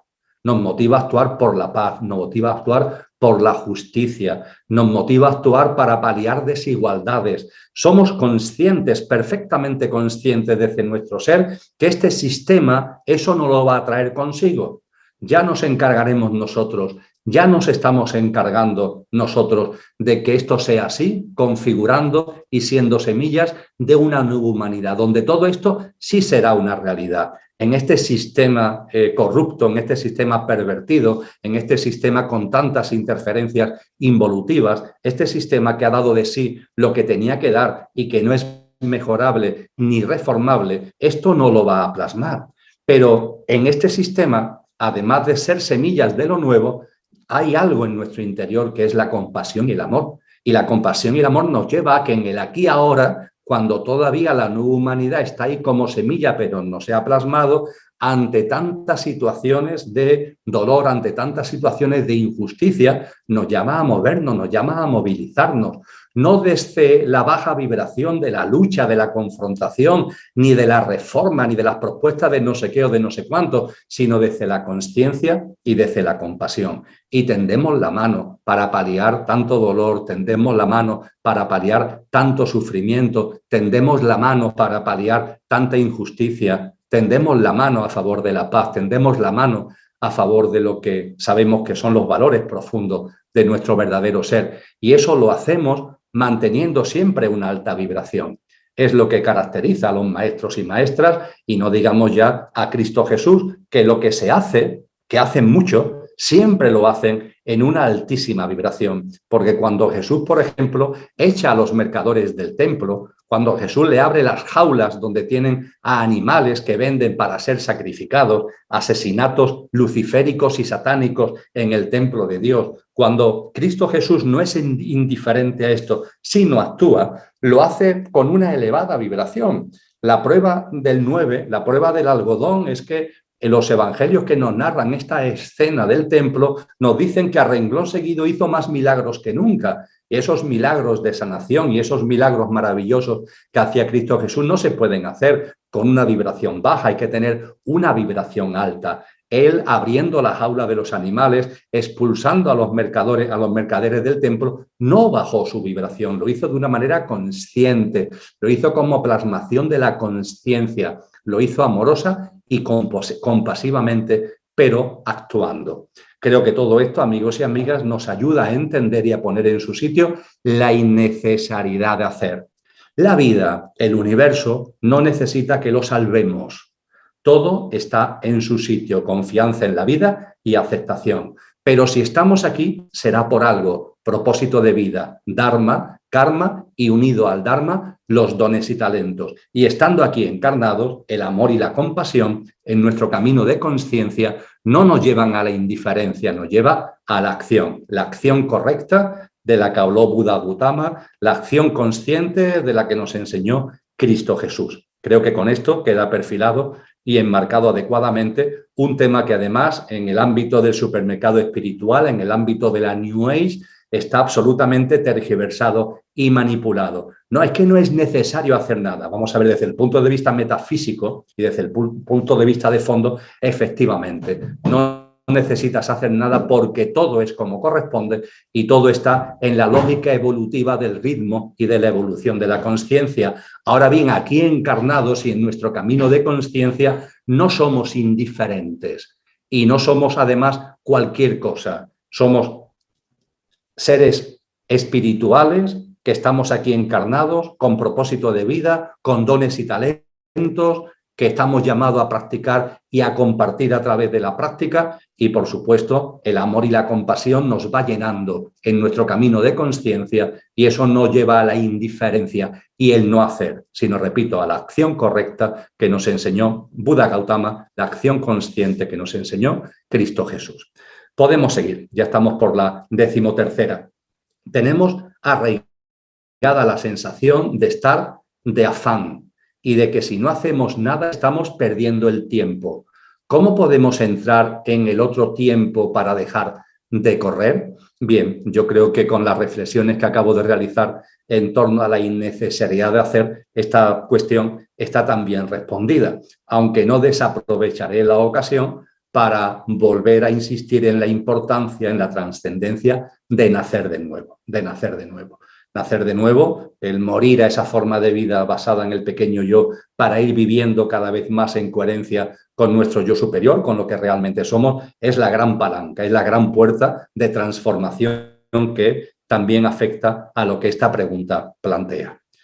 Siguiente cuestión. ¿Se puede ser cristiano y practicar el Ho'oponopono? Por supuesto que sí, por supuesto que sí.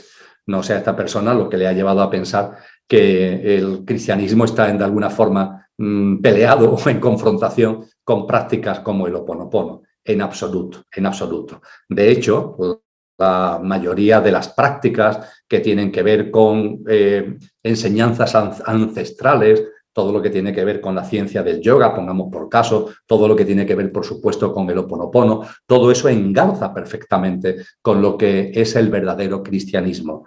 A lo mejor, alguien que se acerque al ámbito cristiano de forma dogmática, de forma cerrada, puede decir: no, el cristianismo es solamente lo que está en los evangelios. Vamos a ver, por supuesto, que el fundamento del cristianismo son las enseñanzas de Cristo Jesús y los textos que recogieron aquellos y aquellas que convivieron con él. Pero a partir de ahí, el corazón y la conciencia se nos abre y nos percatamos que en muchas tradiciones espirituales, en muchas culturas, en muchas épocas, el ser humano ha desplegado una serie de enseñanzas, una serie de prácticas, una serie de técnicas que sin ningún tipo de duda inciden en lo mismo de lo que se trata como eje fundamental del cristianismo, que es precisamente, hay que volverlo a recordar, ese nacer de nuevo y que tiene que ver con las 26 prácticas de vida que compartimos hace 15 días y que tenemos como telón de fondo de todas estas reflexiones. Siguiente cuestión. Ponerse en el centro del huracán en momentos de crisis. ¿Qué implica a nivel práctico? ¿Podrías poner ejemplos? Ponerse en el centro del huracán en momentos de crisis. Bien, contemplamos los hechos y circunstancias que experimentamos y nos rodean. Ahí están, vemos la vida. Hemos dicho muchas veces que la conciencia conlleva una mirada interior, una mirada exterior y un equilibrio entre ambas miradas, una interacción entre ambas miradas. Lo dice muy bien el diccionario de la Academia de la Lengua. La conciencia es la capacidad de conocerse a uno mismo, la capacidad de conocer la realidad que nos rodea y la capacidad de interacción entre lo que soy y esa realidad que nos rodea. Pues bien, desde la conciencia de ese mirar hacia afuera, aunque en equilibrio con el conocimiento de uno mismo, vemos todo lo que está a nuestro alrededor y para vivirlo de una manera consciente y de una manera plena, para que todos esos acontecimientos que están en nuestro entorno y que pueden ser descritos como un huracán, porque efectivamente nos abundan y se suceden los acontecimientos distópicos, los acontecimientos de turbación, de dolor, de sufrimiento, se suceden y cada vez más aceleradamente. Observamos la realidad y podemos compartir y nos podemos dar cuenta de que es una especie de huracán de magnitud aceleradamente creciente. Pues bien, cuando desde la conciencia todo eso lo percibimos y cuando nos acercamos a todo eso desde la conciencia, lo que prima es que nos montemos, utilizando la expresión de Elena Blavatsky en el libro La voz del silencio, de 1891, lo que nos corresponde es que nos montemos en el ave de la vida, en el ave, en el pájaro de la vida. Móntate en el ave de la vida. Esto es, vive la vida con perspectiva, para que los árboles no nos impidan ver el bosque. Esta es la clave.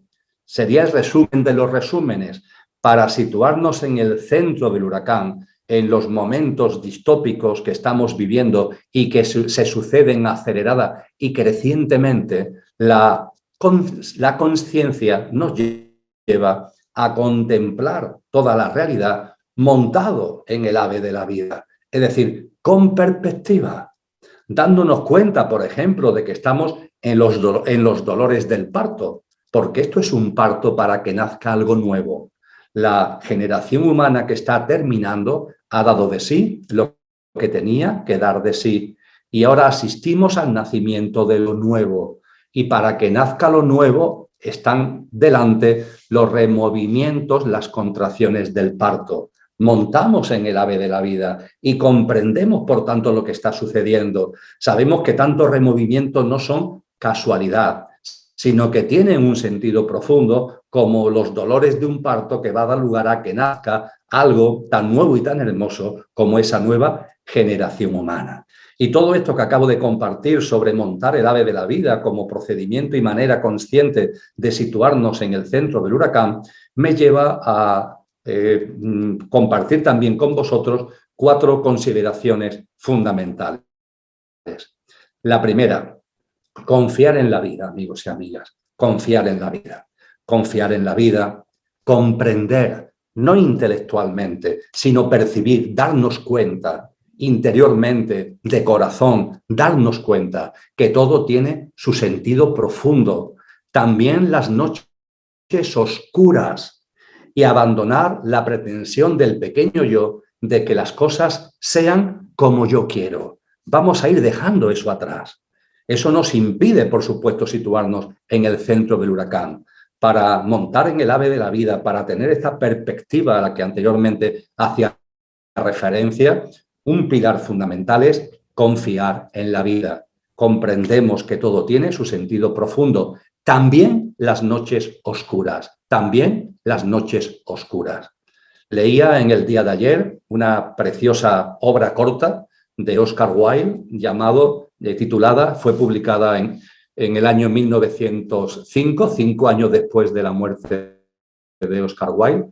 La escribió en prisión, estando en prisión. Sabéis que Oscar Wilde, en la cima del éxito y de la fama, Oscar Wilde fue acusado de prácticas, entre comillas, impúdicas y deshonestas y de sodomía. De hecho, él tenía tendencias homosexuales que en aquella época estaban absolutamente perseguidas y fue condenado a la cárcel a trabajos forzados. Y estando en la cárcel, ya llevaba 1 año y medio o 2 años en la cárcel, concretamente en la cárcel de Reading, él escribe una preciosa carta. Una carta que se dirige a el que fue su amigo y su amante. Y en última instancia el que provocó todas las circunstancias que llevaron a Oscar Wilde en la cárcel.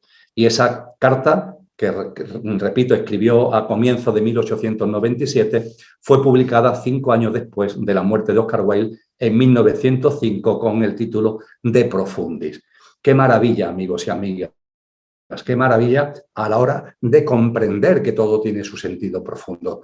Ese gran escritor y ese gran alma, ¿no?, que se había, entre comillas, dejado arrastrar de algún modo por tanta fama, por tanto éxito, hundido por completo en el sufrimiento, hundido por completo en las noches oscuras. ¿Qué enseñanza nos transmite? Enseñanza aprendida por él mismo en su propia carne. ¡Qué enseñanza tan maravillosa! Si podéis acceder en internet al De Profundis de Oscar Wilde, os lo aconsejo por completo. Él dice en una de las partes de la carta, donde perdona de verdad, ¿no?, a Douglas, al que fue su amante y su amigo. Él nos dice que él se había empeñado, en toda esa época de éxito, de fama, él se había empeñado en disfrutar solo los frutos del lado soleado del jardín. Me empeñé en saborear los frutos del lado soleado del jardín y no quería saborear los frutos del lado no luminoso, el lado no soleado del jardín. Y ahora los estoy disfrutando. Y hay dolor y hay sufrimiento, pero esto me ha transformado, esto me ha cambiado y ya no quiero volver a lo que fui. De hecho, esta experiencia tan dura provoca en Oscar Wilde una especie de espoleta para que nazca de nuevo. Muere en la indigencia más absoluta en París en el año 1900, pero es otra persona. Álmicamente es otra cosa y ha vivido la autotransformación de una forma impresionante. Qué maravilla, porque resume muy bien todo lo que tiene que ver con la confianza en la vida, resume muy bien todo lo que es la comprensión profunda del papel de las noches oscuras. Y esto es muy importante para entender lo que estamos viviendo en nuestra propia vida, para entender lo que está viviendo la humanidad como colectivo, el percibir que la conciencia evoluciona como un tren sobre 2 raíles. el raíl de lo amoroso, el raíl de lo compasivo, el raíl de lo luminoso, pero también el raíl de la noche oscura, que nuestra mente lo rechaza, pero que tiene un papel importantísimo desde el punto de vista de la consciencia, como tan maravillosamente el De Profundis de Oscar Wilde lo deja reflejado.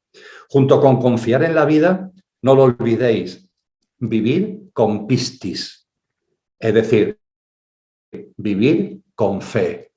Si tuvierais la fe de un grano de mostaza, moveríais montañas.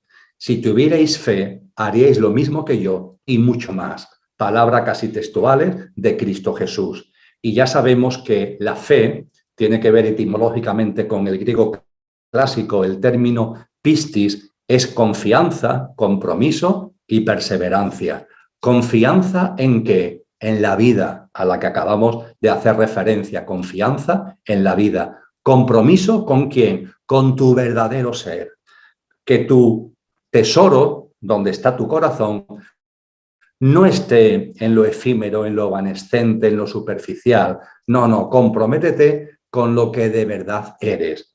Y en esa confianza en la vida y en ese compromiso contigo mismo desde el punto de vista de lo que de verdad eres, perseverancia. Es decir, no esfuerzo, que eso es lo propio del pequeño yo, sino constancia para que paso a paso, vayamos avanzando por el camino y el sendero espiritual, junto con la confianza en la vida, y está muy ligado a ella porque es su primer componente, pistis, vivir con fe. Y todo ello además nos lleva, para estar en el centro del huracán, a vivir aplicando la tríada perfecta. Esa tríada perfecta que nos han enseñado los maestros y maestras, que tiene a la confianza en la vida como primer elemento, que tiene a la aceptación, fruto de esa confianza en la vida, no resignación, sino aceptación como fruto de la confianza en la vida como segundo componente, y que como tercer componente conlleva el no juicio, el no ir por la vida con la balanza en la mano, ahí con la mente loca en la dualidad, que si esto está bien, que si esto está mal, que si estoy de acuerdo, que si estoy de desacuerdo. Tiramos la balanza, nos instalamos en el no juicio, y todo ello finalmente, ese vivir con fe, ese vivir aplicando la tríada perfecta, abre las puertas a la acción consciente a la que hacía referencia hace unos minutos. Es así, amigos y amigas, como nos ponemos en el centro del huracán. Tomar perspectiva, tener una visión amplia de lo que está ocurriendo, comprender el sentido profundo de las cosas, y para eso confiar en la vida, vivir con fe, vivir aplicando la tríada perfecta y desplegar en nuestro día a día la acción consciente. Todo ello además extendiendo, quizás sería el último complemento, extendiendo lo más posible nuestro círculo de compasión. Es decir, que situados en el centro del huracán, vayamos abriendo nuestra compasión, vayamos abriendo nuestro corazón, y que esa compasión y esa apertura de corazón abarque a la vida en su totalidad, amigos y amigas, en su totalidad. No nos conformemos con menos. Nuestro ser es a lo que nos llama, a que la compasión sea universal, a que abarque la vida en su totalidad. No solo que nada humano no sea ajeno, que por supuesto, sino no ya todo lo humano, sino todo lo que tiene que ver con la vida, que se manifiesta de una forma maravillosa en esas grandes almas que han llenado la lámpara de aceite, que en el budismo se llaman bodhisattva, y que, pudiendo dejar de encarnar, de desarrollar sus experiencias ya, por tanto, en este plano, porque ya la lámpara se ha llenado, siguen con nosotros, siguen encarnando, siguen acompañándonos, y no lo hacen porque necesiten vivir experiencias para echar aceite a la lámpara, porque la lámpara la tienen ya a rebosar. Siguen aquí con nosotros por amor. El voto del Bodhisattva de seguir aquí encarnando, de seguir encarnando hasta que no haya sufrimiento de ningún ser sintiente de cualquiera de los reinos, de cualquiera de los mundos. Esta es la verdadera compasión, esta es la auténtica compasión, esta es la compasión, que abarquemos a todos los seres sintientes. Y de esa manera, además, la plenitud de estar en el centro del huracán se hará completa acompañando a la acción consciente, acompañando la tríada perfecta, acompañando a el vivir con fe, al que hemos hecho referencia. Y esto, amigos y amigas, sé que lo sabéis y no es necesario quizás que lo diga, pero permitidme que lo subraye, no obstante. Esto no son palabras. Estoy usando palabras, evidentemente, para comunicarnos, pero sabéis en vuestro interior más profundo que esto no son palabras. Esta es la verdad, esta es la realidad. Este es el designio, esta es la vocación natural de lo que somos encarnados en este plano humano. Hay que expresar palabras para explicarlo, para desarrollarlo, para compartirlo, pero esto son mucho más que palabras. Esto es una vida que va llenándose de amor, de compasión y por tanto también de plenitud y por tanto también de gozo. Y conmovidos por tanto dolor y por tanto sufrimiento, nos movemos no obstante desde ese gozo que nos impulsa con entusiasmo para paliar, no desde la indiferencia, sino de la acción consciente, lo que podamos hacer en este momento, aunque sepamos perfectamente que lo verdaderamente importante es en el aquí y ahora ser semillas de lo nuevo, no la reforma y la lucha contra lo viejo, sino ser semillas de lo nuevo y ponernos manos a la obra, como ya estamos, ¿verdad?, para construir la nueva casa. Esa nueva casa que ya late en vuestro corazón y que ya brilla en vuestras almas. Otra pregunta. Me jacto de ser una persona despierta. Mi objetivo es ponerme al servicio de los demás porque entiendo y siento que es la manera de sentirme completa. El problema con el que me encuentro una y otra vez es que cuando por fin creo que he encontrado el sentido a mi vida, desaparece de nuevo, se diluye y siento que hace demasiado tiempo que no avanzo en mi camino y no comprendo en qué me estoy equivocando.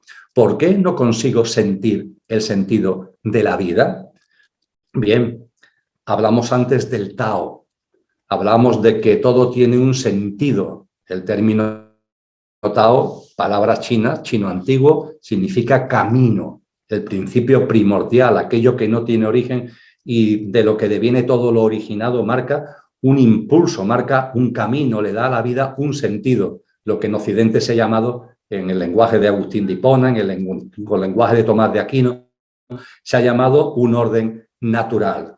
Pues bien, que seamos conscientes que en nuestro camino de conciencia es ahí donde tenemos que poner la mirada, en el sentido de la vida. Hay que comprender el sentido de la vida, el orden natural de la vida, el sentido evolutivo, el porqué de lo involutivo, todo lo que en parte hemos compartido también en la primera parte de nuestro encuentro de hoy, una comprensión profunda. Y cuando vayamos comprendiendo el sentido de la vida, entonces comprenderemos el sentido de nuestra vida. No es posible conocer el sentido de mi vida si no conozco el sentido de la vida. Por tanto, lo primero que tenemos que hacer es acercarnos con reverencia hacia la vida, con admiración como el milagro que es, con la confianza y la aceptación a la que hemos hecho referencia tantas veces en la tarde de hoy, acercarnos al sentido de la vida para hacerlo nuestro, para integrarlo, para saborearlo, para que nos permee, para que nos llene. Y una vez que el sentido de la vida nos haya llenado, entenderemos perfectamente qué hacemos aquí, entenderemos perfectamente el sentido de la vida de cada uno, el sentido de nuestra vida. Por tanto, es enormemente importante el que te conozcas a ti misma y que no hagas tuyo los influjos del entorno sobre lo que es el servicio. Desde fuera nos vienen, desde ese huracán de magnitud aceleradamente creciente. Ahí están dando vueltas muchos paradigmas, muchos sistemas de creencias, están dando vueltas muchos hábitos, muchas pautas y también desde ahí nos quieren enseñar o nos quieren decir incluso, en medio de tanta distopía, de lo que es el servicio. Pero realmente el servicio que a cada uno corresponde es algo que tiene que verlo cada uno en su interior. Porque desde los influjos externos nos pueden poner modelos, nos pueden poner ejemplos, pero la realidad es que cada uno tiene su propósito de vida, cada uno tiene sus propios dones y talentos.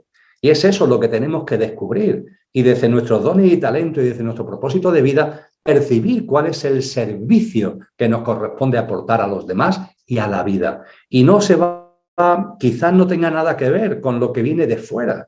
Quizás no tenga que ver tampoco con grandes cosas, pueden ser cosas muy modestas, enormemente modestas, pueden ser cosas que tengan relación con la vida humana, pero pueden ser cosas que tengan relación con la naturaleza y, por ejemplo, con la vida animal. Cada uno tiene que mirar en el conocimiento propio, cuál es el sentido que le corresponde desarrollar en esta vida desde el conocimiento de uno mismo. Y en ese contexto, todas las prácticas que hemos desarrollado con relación a la pregunta anterior deben instalarse en nuestra vida para que descubramos el sentido de la vida y el sentido de nuestra vida enmarcado en el sentido de la vida. Todo lo que hemos hablado de montar en el ave de la vida, de la confianza en la vida, de Pistis, de la triada perfecta, de la acción consciente, todo ello que hemos compartido desde el punto de vista de ponernos en el centro del huracán y, por supuesto, todo lo que tiene que ver con el avance en ese nacer de nuevo que estamos reiterando tanto y habría que seguir reiterándolo mucho. Todo esto es lo que nos corresponde. Y yo diría algo más. Si todavía con todo esto se siguen teniendo dudas, hay que abrir los ojos. Y quien mejor nos puede abrir los ojos es la naturaleza.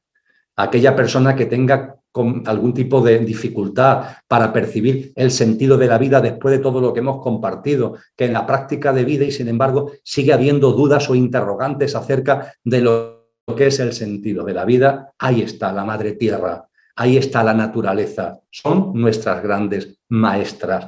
Vamos a acercarnos a la naturaleza, vamos a acercarnos al mundo animal, vamos a observarlo, si es posible y en nuestro entorno de vida es factible, vamos a convivir con ellos, porque esa convivencia con el mundo animal, esa convivencia con la naturaleza, nos va a abrir los ojos, nos va a enseñar, porque ahí está la verdadera maestría de lo que es el sentido de la vida. En cualquier caso, es un camino apasionante, y ese camino apasionante hay que realizarlo con entusiasmo, desde el gozo y con perseverancia, y sabiendo además que cada fracaso es un éxito, cada fracaso es un éxito.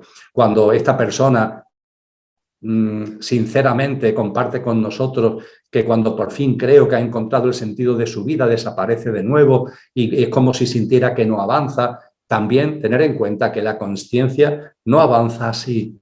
Todo es vibración y la consciencia avanza ondularmente. Y estando en avance, sin embargo, tiene subidas y bajadas, pero cada bajada no es sino el impulso de una nueva subida. Lo que a veces nuestra mente percibe como fracaso no es sino el impulso hacia un éxito, entre comillas, no es sino una parte más del ciclo de expansión de la consciencia.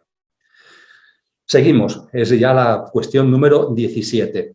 En la Biblia hay unas líneas en Apocalipsis que dice: en esos tiempos algunos llamarán a la muerte y ésta no vendrá.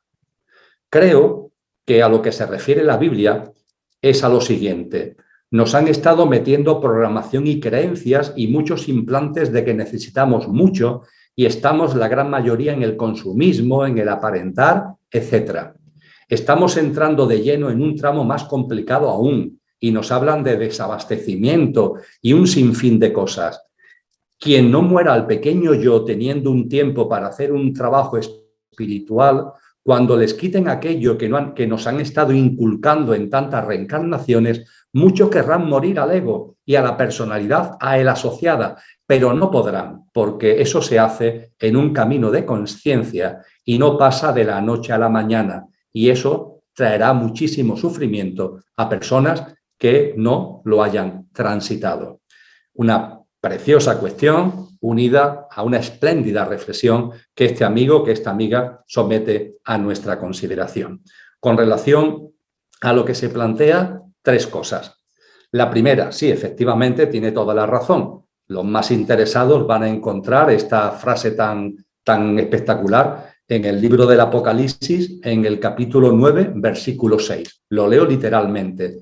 En esos días la gente buscará la muerte, pero de ninguna manera la encontrará. Estarán deseando morir, pero la muerte huirá de ellos. Esta reflexión del Apocalipsis tiene que ver con el anuncio de un momento histórico en el devenir de la humanidad, muy situado situado muy al final de esta generación humana.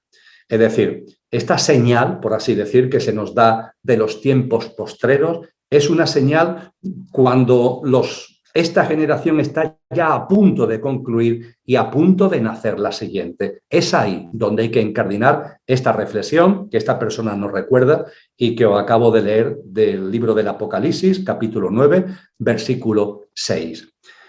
La explicación primera que tenemos que encontrar, porque hay dos explicaciones, la segunda está ligada a la que esta persona generosamente nos ha compartido, pero hay una primera explicación que determinados autores han desarrollado, y es que va a haber tanta distopía, va a haber tanto dolor, va a haber tanto sufrimiento, la distopía que tenemos ahora aumentada mucho más de lo que ya es en este huracán de magnitud aceleradamente creciente, que las personas que no hayan evolucionado espiritualmente ante la falta de conciencia sobre el qué y el para qué de todo lo que está sucediendo, preferirían morir físicamente antes que continuar sobreviviendo en medio de circunstancias tan adversas. Es decir, tanto ajetreo en ese huracán de magnitud aceleradamente creciente para las personas que no vayan situándose en el centro del huracán va a ser cada vez más insoportable. Y en ese querrán morir hay una primera interpretación que es que quisieran morir físicamente, que quisieran que esa distopía se lo llevara por delante, aunque no se lo lleva, es decir, le está provocando dolor, sufrimiento, enorme cantidad de turbulencias y de removimientos, pero no la muerte física. Es decir, la primera interpretación, por tanto, tiene que ver con un querer morir físicamente ante tanta distopía en un huracán de magnitud aceleradamente creciente que, como no están en el centro del huracán, no logran entender que son los dolores del parto. Y con tantos dolores, sin darse cuenta que forman parte del parto para que algo nuevo nazca, la vida física se convierte en insoportable. Pero por otro lado, también se hace mención, efectivamente, tal como esta persona nos ha apuntado, y en la interpretación de algún maestro o maestra, se hace mención a algo que va más allá del fallecimiento físico. Y tal como él lo señala, o ella, se trata del nacer de nuevo, y por ende, no de la muerte física, sino de la muerte en vida a una forma de vida para resucitar en vida a una forma de vida coherente con lo que somos, una forma de vida justa y consciente. Y en ese tramo postrero de la actual generación humana en la que se incluye esta frase del Apocalipsis, habrá quien, como nos ha señalado la persona que ha hecho la pregunta o ha realizado la reflexión, habrá quien querrá, observando y envidiando a aquellos que estén en el centro del huracán, a aquellos justos que se encuentren en el centro del huracán, a aquellos que estando en el torbellino los vean, querrán morir para nacer de nuevo. Pero ojo, ese querer morir para nacer de nuevo será simplemente un deseo mental, sin verdadero impulso álmico, sin verdadero compromiso. Y como será algo puramente mental y será algo que, siendo un deseo altísimo de aspiración del alma, se está interpretando por el ego en clave egoica, de esa manera ese nacer de nuevo no estará a su alcance. Esta es la segunda interpretación de esta frase del Apocalipsis, que liga además con la que la persona que ha formulado esta pregunta ha puesto a nuestra disposición. Seguimos. Nos han enseñado que los recursos son limitados. Parece lo evidente con tanta pobreza, que hay que ser eficientes con su uso. ¿Cómo logramos cambiar ese principio de la economía de nuestras vidas? Pues bien, sintéticamente, pero de forma clara, 3 observaciones. Primera, la escasez en la que vive la humanidad no se debe a que la madre tierra proporcione unos recursos limitados, sino a la apropiación de los mismos por una exigua minoría de personas y a la injusta y desigual distribución de los mismos. Entre las muchas cosas por las que en el año 2010 dejé de dar clases de economía política, es que en la primera clase en la Universidad de Economía Política, el primer tema, siguiendo autores como Robbins, los manuales de economía al uso, se dice que la economía es una ciencia dirigida a satisfacer las necesidades con recursos escasos, Comprendí en un momento determinado que los recursos no son escasos. Lo que es escasa es el corazón del ser humano. Eso sí que es escaso, la compasión del ser humano. Hoy estamos en una sociedad donde hay recursos y capacidad productiva suficiente para que no tuviéramos ningún problema de vivir dignamente los 8.000 millones de seres humanos. Pero topamos con el problema de la sociedad en la que estamos, de la generación humana que ya ha cumplido su papel y que está viviendo su anquilosamiento y su agotamiento, y en donde los recursos son acaparados por una minoría, el 1% del 1% de la población, que tiene más recursos y tiene más patrimonio que el 99,99% restante, en medio de una distribución injusta y desigual. Esto es lo primero que tenemos que tener en cuenta, no para cambiar este sistema que no es cambiable, sino que se está derrumbando, pero sí tenerlo en cuenta como semilla de conciencia en orden a crear la nueva humanidad.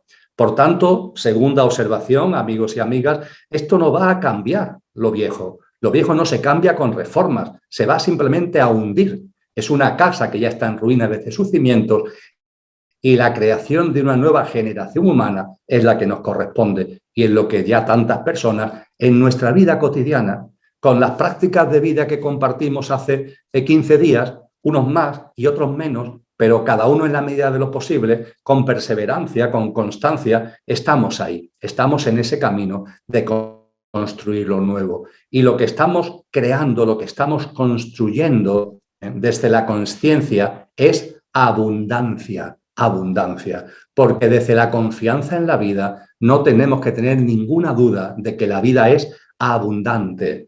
Cuando nos alineamos con la vida y vivimos, por tanto, sensatamente alineado con el sentido de la vida, todo lo demás viene dado. Esto el pequeño yo no lo entiende. La sociedad está totalmente con los cimientos egoicos y egocéntricos, es imposible que lo comprenda.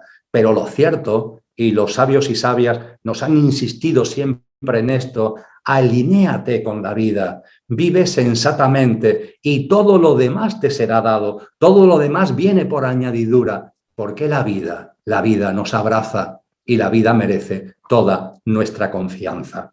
Otra cuestión que se nos hace llegar. En este hermoso camino que muchos hemos emprendido, vemos a muchos otros que no lo han hecho y a los que cuando les hablas de todo esto, te dicen que no creen en nada superior que nos inspire o nos conduzca a ser mejores personas. Sin embargo, su proceder en esta vida es de seres con conciencia, solidarios, amorosos, con mejores actos que los que nos creemos en el camino de la conciencia. ¿Estas personas serán semillas de la nueva humanidad? ¿Están llenando su lámpara de aceite, aunque en esta vida no sean conscientes de ello? Desde luego que sí. Claro que sí, un rotundo sí. Lo que importa, amigos y amigas, son las obras. Por sus obras los conoceréis. ¿Qué más me da que la persona me diga A, me diga B o me diga C? ¿Qué más me da que la persona se ponga ella misma o no tal o cual etiqueta? Lo importante son las obras. Y si estamos ante personas que en su proceder percibimos, como se nos dice, que son seres con conciencia, solidarios, amorosos, con mejores actos incluso que muchos de los que se creen en el camino de la conciencia, estas personas, sus obras nos están diciendo que están avanzando en el nacer de nuevo, que están avanzando en el camino de lo espiritual y que por tanto están llenando su lámpara de aceite, aunque ni siquiera intelectualmente sean conscientes de ello. Pero no tengamos ninguna duda que sí, que lo están haciendo y que cuando desencarnen van a encontrarse que han sembrado una maravillosa cosecha de la que podrán extraer mucho aceite que echar a su lámpara. ¿Es posible que uno no sepa cuál es su don aquí, pero sí en la nueva humanidad? Hombre, sin ningún tipo de duda, en la nueva generación humana a la que venimos haciendo referencia, como en esa nueva generación humana se vive desde los atributos y las cualidades del alma, habrá un conocimiento cierto de los dones y talentos de cada uno, pues están ligados al propósito de vida que lleva al alma a encarnar. Por tanto, efectivamente, allí no habrá ningún tipo de duda acerca de los dones y talentos ligados a nuestro propósito de vida, porque viviremos desde la consciencia del alma. ¿Podría ser que cueste encontrar el don por ser algo muy nuevo y desconocido? Bien, entiendo muy bien lo que se plantea con esta pregunta corta, pero muy intensa. ¿Podría ser que cueste encontrar el don por ser algo muy nuevo y desconocido? Creo que no solamente yo, sino que todas las personas que estamos aquí compartiendo este encuentro podemos entenderlo, ¿verdad? Pero permitidme que, como lo entendemos, haga una reflexión. Cuando hablamos de nuevo y desconocido, haría la siguiente pregunta. ¿Nuevo y desconocido para quién? ¿Para quién? Ese don, ¿para quién es algo nuevo y desconocido? Desde luego, no para la persona que lo tiene de manera innata. Sí, en el frecuente caso de que los paradigmas, los sistemas de creencias, las influencias externas nos llevan a ignorarlo y a esconderlo. Y esto es lo que sucede a muchas personas con sus dones y sus talentos. No es que esté escondido, si es lo innato, ¿no? Está a flor de piel. Pero estando a flor de piel por ser innato, porque los dones y talentos, repito, son innatos, sin embargo, están como encriptados. Es como si le hubiéramos metido una tal cantidad de capas que lo tenemos como escondidos. Pero forman parte de nuestro ser. No es nuevo. Lo traemos de nacimiento. No es para nosotros, por tanto, algo desconocido. Si nos conociéramos a nosotros mismos, veríamos que está ahí. El problema no es que el don sea desconocido, es un problema, entre comillas, de conocimiento de nosotros mismos. Pero lo más importante es darnos cuenta de que en el descubrimiento de nuestros dones tenemos que quitar mucho polvo, tenemos que quitar mucha contaminación de lo que desde fuera se nos dice que es importante. Desde los sistemas de creencia, los paradigmas y las influencias externas que nos dicen que lo importante es, por ejemplo, lo que tiene valor en términos de euros, cuando desde luego el propósito de vida, los dones y talentos y el alma que está detrás de todo ello está siempre relacionado no con el precio, sino con el verdadero valor de las cosas. Hay otra cuestión ligada a esto que nos dice, ¿podrías hablarnos de los dones por descubrir y cómo ponerlos al servicio? Bien, como veis, en la práctica de vida reevolucionaria que estamos compartiendo, ha aparecido en vuestras preguntas con frecuencia y con potencia todo lo que tiene que ver con los dones y talentos. Esto nos ha llevado a Kiko y a mí, ahora haré alguna referencia al respecto, a incluir un encuentro mensual en el próximo curso 2022-2023. Programaremos, lo hemos hecho ya de Kiko y yo, de hecho, programaremos un encuentro mensual atendiendo a todo lo que son vuestras preguntas y lo que son vuestras observaciones, que estará dedicado expresamente a los dones y talentos, cómo descubrirlos, cómo practicarlos, etcétera, etcétera, etcétera. Continuamos. En lo relativo a las personas que por cualquier problema de ansiedad o depresión hayan optado por ayudarse con psicofármacos bajo prescripción médica, ¿sería ello un obstáculo para poder poner en práctica tanto la meditación como las prácticas descritas en el encuentro? O dicho de otra manera, ¿podría llegar a dificultarles o impedirles lograr ser semillas de la nueva humanidad? Bien, en el escenario de personas con problemas de ansiedad, de depresión, que optan por ayudarse con psicofármacos, etcétera, etcétera, la causística ciertamente es muy amplia y no cabe una respuesta única. No puedo compartir con vosotros algo que valga para todo. Pero creo que sí es muy importante que os recuerde una reflexión que vimos hace uno o dos encuentros y que tiene que ver con las almas valientes y con las almas tibias. En muchas ocasiones, las almas valientes, que son las que se decantan por experiencias, muchas de ellas de noches oscuras, muchas de ellas de riesgo, entre comillas, para sembrar y para obtener una cosecha rica en aceite de esta vida, a veces las circunstancias pueden desbordar a esas personas, pueden desbordarlas. Y en ese desbordamiento llevar problemas, llevar situaciones en donde, por ejemplo, se acuden a los psicofármacos a los que se hace referencia en la cuestión que esta persona nos plantea.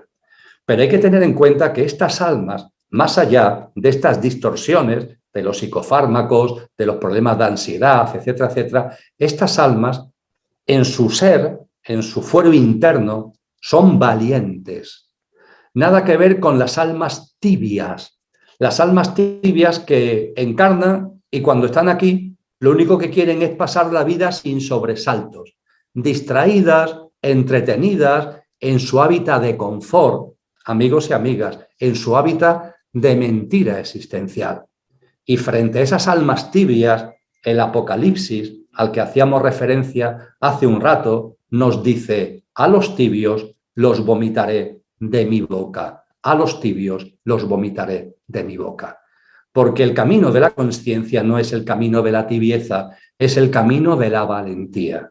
Y si por arriesgarnos, si por vivir experiencias intensas en un momento concreto derrapamos, eso no va a quitar que esa experiencia aporte conciencia, aporte aceite al devenir de las almas. Esto es lo que tenemos que tener muy presente. Y vuelvo a esa maravillosa expresión del De Profundis de Oscar Wilde, de que no nos empeñemos en el disfrutar los frutos del lado soleado del jardín.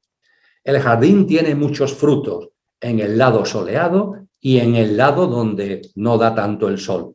Y todos esos frutos son frutos que nos impulsan y que nos llenan. Y el lado oscuro del jardín, las noches oscuras, en muchas ocasiones son experiencias imprescindibles para que nos impulsemos en conciencia. El ejemplo de Oscar Wilde, y hay tantos ejemplos en la historia de la humanidad, también vosotros y vosotras lo sabéis por vuestra propia experiencia, lo dice con toda claridad. Respecto a la alimentación, ¿qué hacer para tomar agua de calidad? Y es cierto que cocinar con inducción o vitrocerámica es tan perjudicial para los alimentos como hacerlos con el microondas. Bien, de una forma breve, compartir lo siguiente. Con relación al agua, el agua de calidad, lo que se nos aconseja es que el recipiente donde la tengamos, el recipiente donde la recojamos, sea un recipiente adecuado. Y cuando hablamos de un recipiente adecuado, estamos hablando que es un recipiente de cristal y que el envasado del agua, el echar el agua en ese recipiente, lo hagamos con amor. Es decir, lo hagamos con conciencia, lo hagamos con agradecimiento, que no echemos el agua en el recipiente de cualquier manera, sino que nosotros mismos en alta vibración vivamos en el aquí y ahora, en el momento presente, ese momento de verter el agua en el recipiente, preferiblemente de cristal. Y junto con este recipiente adecuado, en el sentido que acabo de compartir, elevarla vibracionalmente a través de los rayos del sol. Y os recuerdo que en los días nublados también hay sol. Poner el agua al sol. En ese recipiente donde habéis vertido el agua con amor, en ese recipiente de cristal, poner el agua al sol y que el sol la llene vibracionalmente. Es la forma sencilla, podríamos entrar en otras disquisiciones, pero esto es enormemente simple y enormemente efectivo de tomar un agua de calidad. También es aconsejable que ese recipiente, antes de usar el agua, nos daremos cuenta de que al haber estado quieto bajo los rayos del sol, abajo, en la parte de abajo a veces, hay un sedimento. Pues bien, que el agua que saquemos del recipiente lo hagamos con cuidado para que ese sedimento que ha quedado abajo no se vuelva a mezclar con el agua y que finalmente se quede en el fondo del recipiente.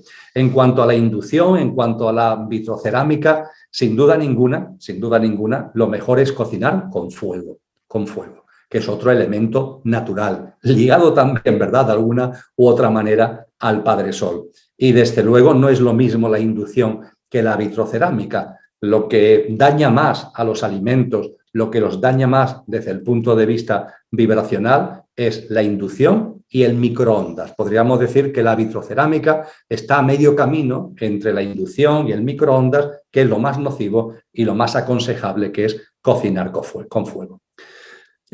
Penúltima cuestión. Aludir a Cristo Jesús, el Espíritu Santo, etcétera, aleja a los no creyentes. Tengo amigos y familiares que no aceptan ni se sienten parte de la Iglesia. Es más, la rechazan por su actitud y comportamiento de siglos. ¿Por qué recurrir a San Pablo, Juan y el Apocalipsis, los profetas y otros cuando se podría buscar ejemplos menos o nada contaminados de fervor religioso? Entiendo perfectamente el trasfondo de la cuestión, pero no obstante, amigos y amigas, tenemos que ser conscientes del momento en el que vivimos. Es decir, esta cuestión planteada en el siglo XX, a mitad del siglo XX, a finales del siglo XIX, lo entendería muy bien. Pero creo que actualmente, en el año 2022, en esta época que llaman la sociedad de la información y del conocimiento, ya hay discernimiento suficiente como para saber que una cosa son las iglesias y otra cosa son los mensajes espirituales. Aún no tenemos ese discernimiento como para saber separar lo uno de lo otro. De verdad que por organizaciones humanas dogmatizadas, porque son humanas, a partir de ahí vamos a desmerecer las enseñanzas de estos grandes personajes y de estos grandes textos. El que organizaciones dogmatizadas acudan a estos textos para manipularlo, tergiversarlo o para interpretarlo de aquella u otra manera, nos va a quitar a nosotros la puerta abierta y la maravillosa oportunidad de beber de esas enseñanzas para crecer conciencial y espiritualmente. Yo no soy de ninguna iglesia, y menos, por supuesto, de la Iglesia Católica. Pero, sin embargo, Cristo Jesús para mí es la panacea, la referencia, el pilar central de mi vida. Y, de hecho, mi vida es dar testimonio de sus enseñanzas, dar testimonio de su vida y de su obra. Y no tengo nada que ver ni con la Iglesia Católica, ni con ninguna iglesia, ni con ninguna religión. Yo creo que ese discernimiento ya debe estar a flor de piel, ya somos mayorcitos, ¿no?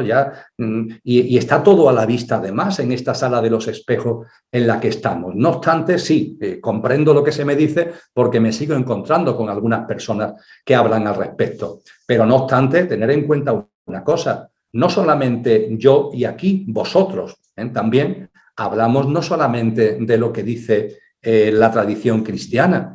Aquí muchas veces hemos hablado de lo que nos enseñan los filósofos griegos. No hablamos solamente de espíritu, hablamos de neuma, no solamente hablamos de alma, hablamos de psique, porque todas esas enseñanzas con otro lenguaje están en las tradiciones filosóficas griegas. Está, por ejemplo, Cronos y Kairos, ¿no? Los dos tipos de tiempo, el tiempo material y el tiempo espiritual. O hablamos también con mucha frecuencia de los mayas, por ejemplo, cuando nos hablan de la sala de los espejos, cuando nos hablan del no tiempo, en el que habrá un momento determinado en que lo que prima ya será el tiempo espiritual de Kairos y no el tiempo cronológico y de calendario de Cronos, o en las prácticas de vida que hemos compartido hace 15 días, están los 4 acuerdos de Miguel Ruiz, que son acuerdos sacados de la enseñanza tolteca. ¿Y cuántas veces hablamos, amigos y amigas, de la ciencia del yoga? Creo que por tanto, sin darnos cuenta, pero os llamo la atención para que nos percatemos, no solamente estamos hablando de Cristo Jesús, del Espíritu Santo, que por supuesto que sí, porque tienen su sitio y deben ser puestos en su sitio más allá de las manipulaciones y las tergiversaciones de terceros. Y no solamente hablamos del Apocalipsis o de Juan o de Pablo, hablamos también, insisto, de Parménides o de Platón o de Aristóteles o de, por supuesto, Pitágoras. Y hablamos de Zoroastro, y hablamos de todo lo que han sido las escuelas de misterios, y hablamos de los mayas, y hablamos de los toltecas, y hablamos de las enseñanzas de Buda, y hablamos de las enseñanzas de la ciencia del yoga. Creo que en estos encuentros mensuales estamos poniendo de manifiesto, como se está poniendo de manifiesto en muchos otros escenarios, de que todo está ligado y de que hay un núcleo profundo común en todas las tradiciones espirituales y en todas las escuelas filosóficas trascendentes, que es el núcleo común de esa sabiduría primordial, de esa sabiduría perenne a la que aquí hacemos tanta referencia. Por tanto, amigos y amigas, por supuesto que como trasfondo puede haber una parte de razón, pero en paralelo no es cierto de que en el ámbito de la espiritualidad hablemos solamente de una tradición. Cada vez estamos interrelacionando más todas las tradiciones porque nos damos cuenta que hay un mismo núcleo en común. A uno le puede servir más uno, a otro le puede servir más otro, pero hay un único núcleo común y verdadero. Y también tener discernimiento. Ya ha llegado el momento de separar lo que es fantasía de lo que es realidad, lo que es ficción de lo que es realidad, lo que es tergiversación de lo que es real. Creo que también ya ha llegado el momento en el que nuestra capacidad de discernimiento se desarrolle mínimamente para no confundir los mensajes de Cristo con los mensajes de las iglesias, porque creo que eso es demasiado primario, muy propio, insisto, del siglo XX, de la primera parte del siglo XX, de finales del XIX. Creo que actualmente todo eso empieza a estar cada vez mucho más superado. Última cuestión. Con relación a la donación de órganos, ¿tiene alguna repercusión en algún nivel, tanto para la persona que fallece y dona sus órganos como para la persona que los recibe? Asimismo, respecto a la donación de médula ósea. Bueno, lo primero a recordar es que los seres humanos tenemos un cuerpo físico, pero que el cuerpo físico está hecho sobre un molde, el tapete del puzzle del que tantas veces he hecho referencia, donde se ponen las fichas, que es el cuerpo físico, y ese tapete del puzzle es el cuerpo etérico. Eso es lo primero a recordar con relación a la cuestión que nos plantea esta persona. En segundo lugar, cuando se trata de trasplantes de órganos naturales, no hay repercusiones significativas, más allá de que el cuerpo etérico no reconoce como suyo un riñón o un pulmón que viene de otro puzzle. El cuerpo etérico de este puzzle, cuando le quitas aquí un riñón para traer un riñón de fuera, este cuerpo etérico lo rechaza. De ahí el tema de la medicación antirrechazo que hay que utilizar siempre después de los trasplantes y por mucho tiempo que lleve el órgano trasplantado, porque el cuerpo etérico no lo reconoce, porque esa ficha, aunque sea idéntica, no pertenece a este puzzle. Pero más allá de ese rechazo del cuerpo etérico, que es natural que energéticamente se produzca ese rechazo, pero más allá de eso no tiene ninguna repercusión significativa el trasplante de órganos naturales. Es decir, el coger un riñón, un corazón, un pulmón de otra persona y trasplantárselo a otra persona. Cuestión bien distinta, amigos y amigas, es introducir en nuestro cuerpo órganos artificiales. Eso es totalmente distinto, que es a lo que cada vez se nos alienta más de la mano del denominado transhumanismo. Es decir, que las tecnologías permitan crear artificialmente un riñón, un corazón, un pulmón, un hígado, y que lo que nos metamos dentro nuestra sean esos mecanismos artificiales, sean esos órganos que no son naturales, sino que son artificiales. Eso sí, hay que sacar la tarjeta amarilla, incluso la tarjeta roja, porque nos convertiría en híbridos y eso bajaría sensiblemente nuestra frecuencia vibracional. Todos los seres humanos tenemos en nuestro cuerpo físico y etérico una frecuencia vibracional. Esta de la que hablamos, que hay que mantener alta con alimentos de calidad, alta vibración, con bebidas de calidad, alta vibración, etcétera, etcétera, en otros encuentros mensuales. El meternos órganos artificiales en nuestro interior baja esa vibración y dificulta todo lo que tiene que ver con prácticas de vida consciente, que es el camino del transhumanismo, llevarnos por derroteros totalmente alejados de una práctica de vida consciente. Pero esto no sucede con los órganos naturales. Creo que de esta forma he respondido adecuadamente esta pregunta también. En el texto que mañana os hará llegar Kiko tenéis experiencias compartidas. Hay dos que la hemos recogido en el texto completamente. Hay otra tercera de una persona que nos hace llegar 20 reflexiones y que nos deja un texto en formato Word adjunto que no es posible porque ocuparía más páginas que las propias páginas que tiene el texto que os hará mañana llegar Kiko junto con el vídeo. Y también os agradezco, para concluir, os agradezco a todos y a todas las propuestas que nos habéis hecho de temas para los encuentros del próximo curso 2022-2023. Os agradecemos mucho, Kiko y yo, vuestras propuestas. Lo hemos tenido muy en cuenta a la hora de elaborar el calendario de los encuentros mensuales y los contenidos también del taller de Navidad de diciembre del 22 y el taller de verano de julio del 23. Lo hemos tenido muy en cuenta y creo que hemos diseñado un programa que cubre todo lo que nos habéis compartido.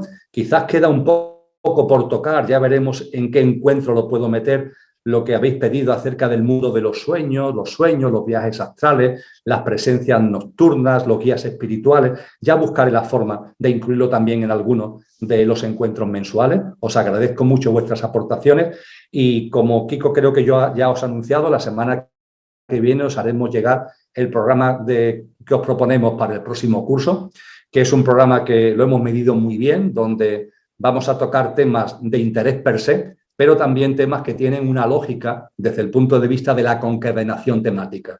Aunque cada encuentro está perfectamente pensado para que viendo uno sea suficiente, pero también hemos buscado que haya un programa académico, porque sois muchos, afortunadamente, y lo agradecemos de corazón, los que venís manteniendo la presencia encuentro tras encuentro, y hemos buscado también un hilo conductor como programa académico para ir desarrollándolo a través de los distintos meses. Muchas gracias a todos y a todas y como encuentro mensual nos vemos ya en septiembre, pero desde el punto de vista del taller de verano nos vemos el próximo 22 de julio. Un abrazo muy fuerte. Que paséis un feliz verano. Gracias, Emilio. Hasta el día 22. Feliz verano.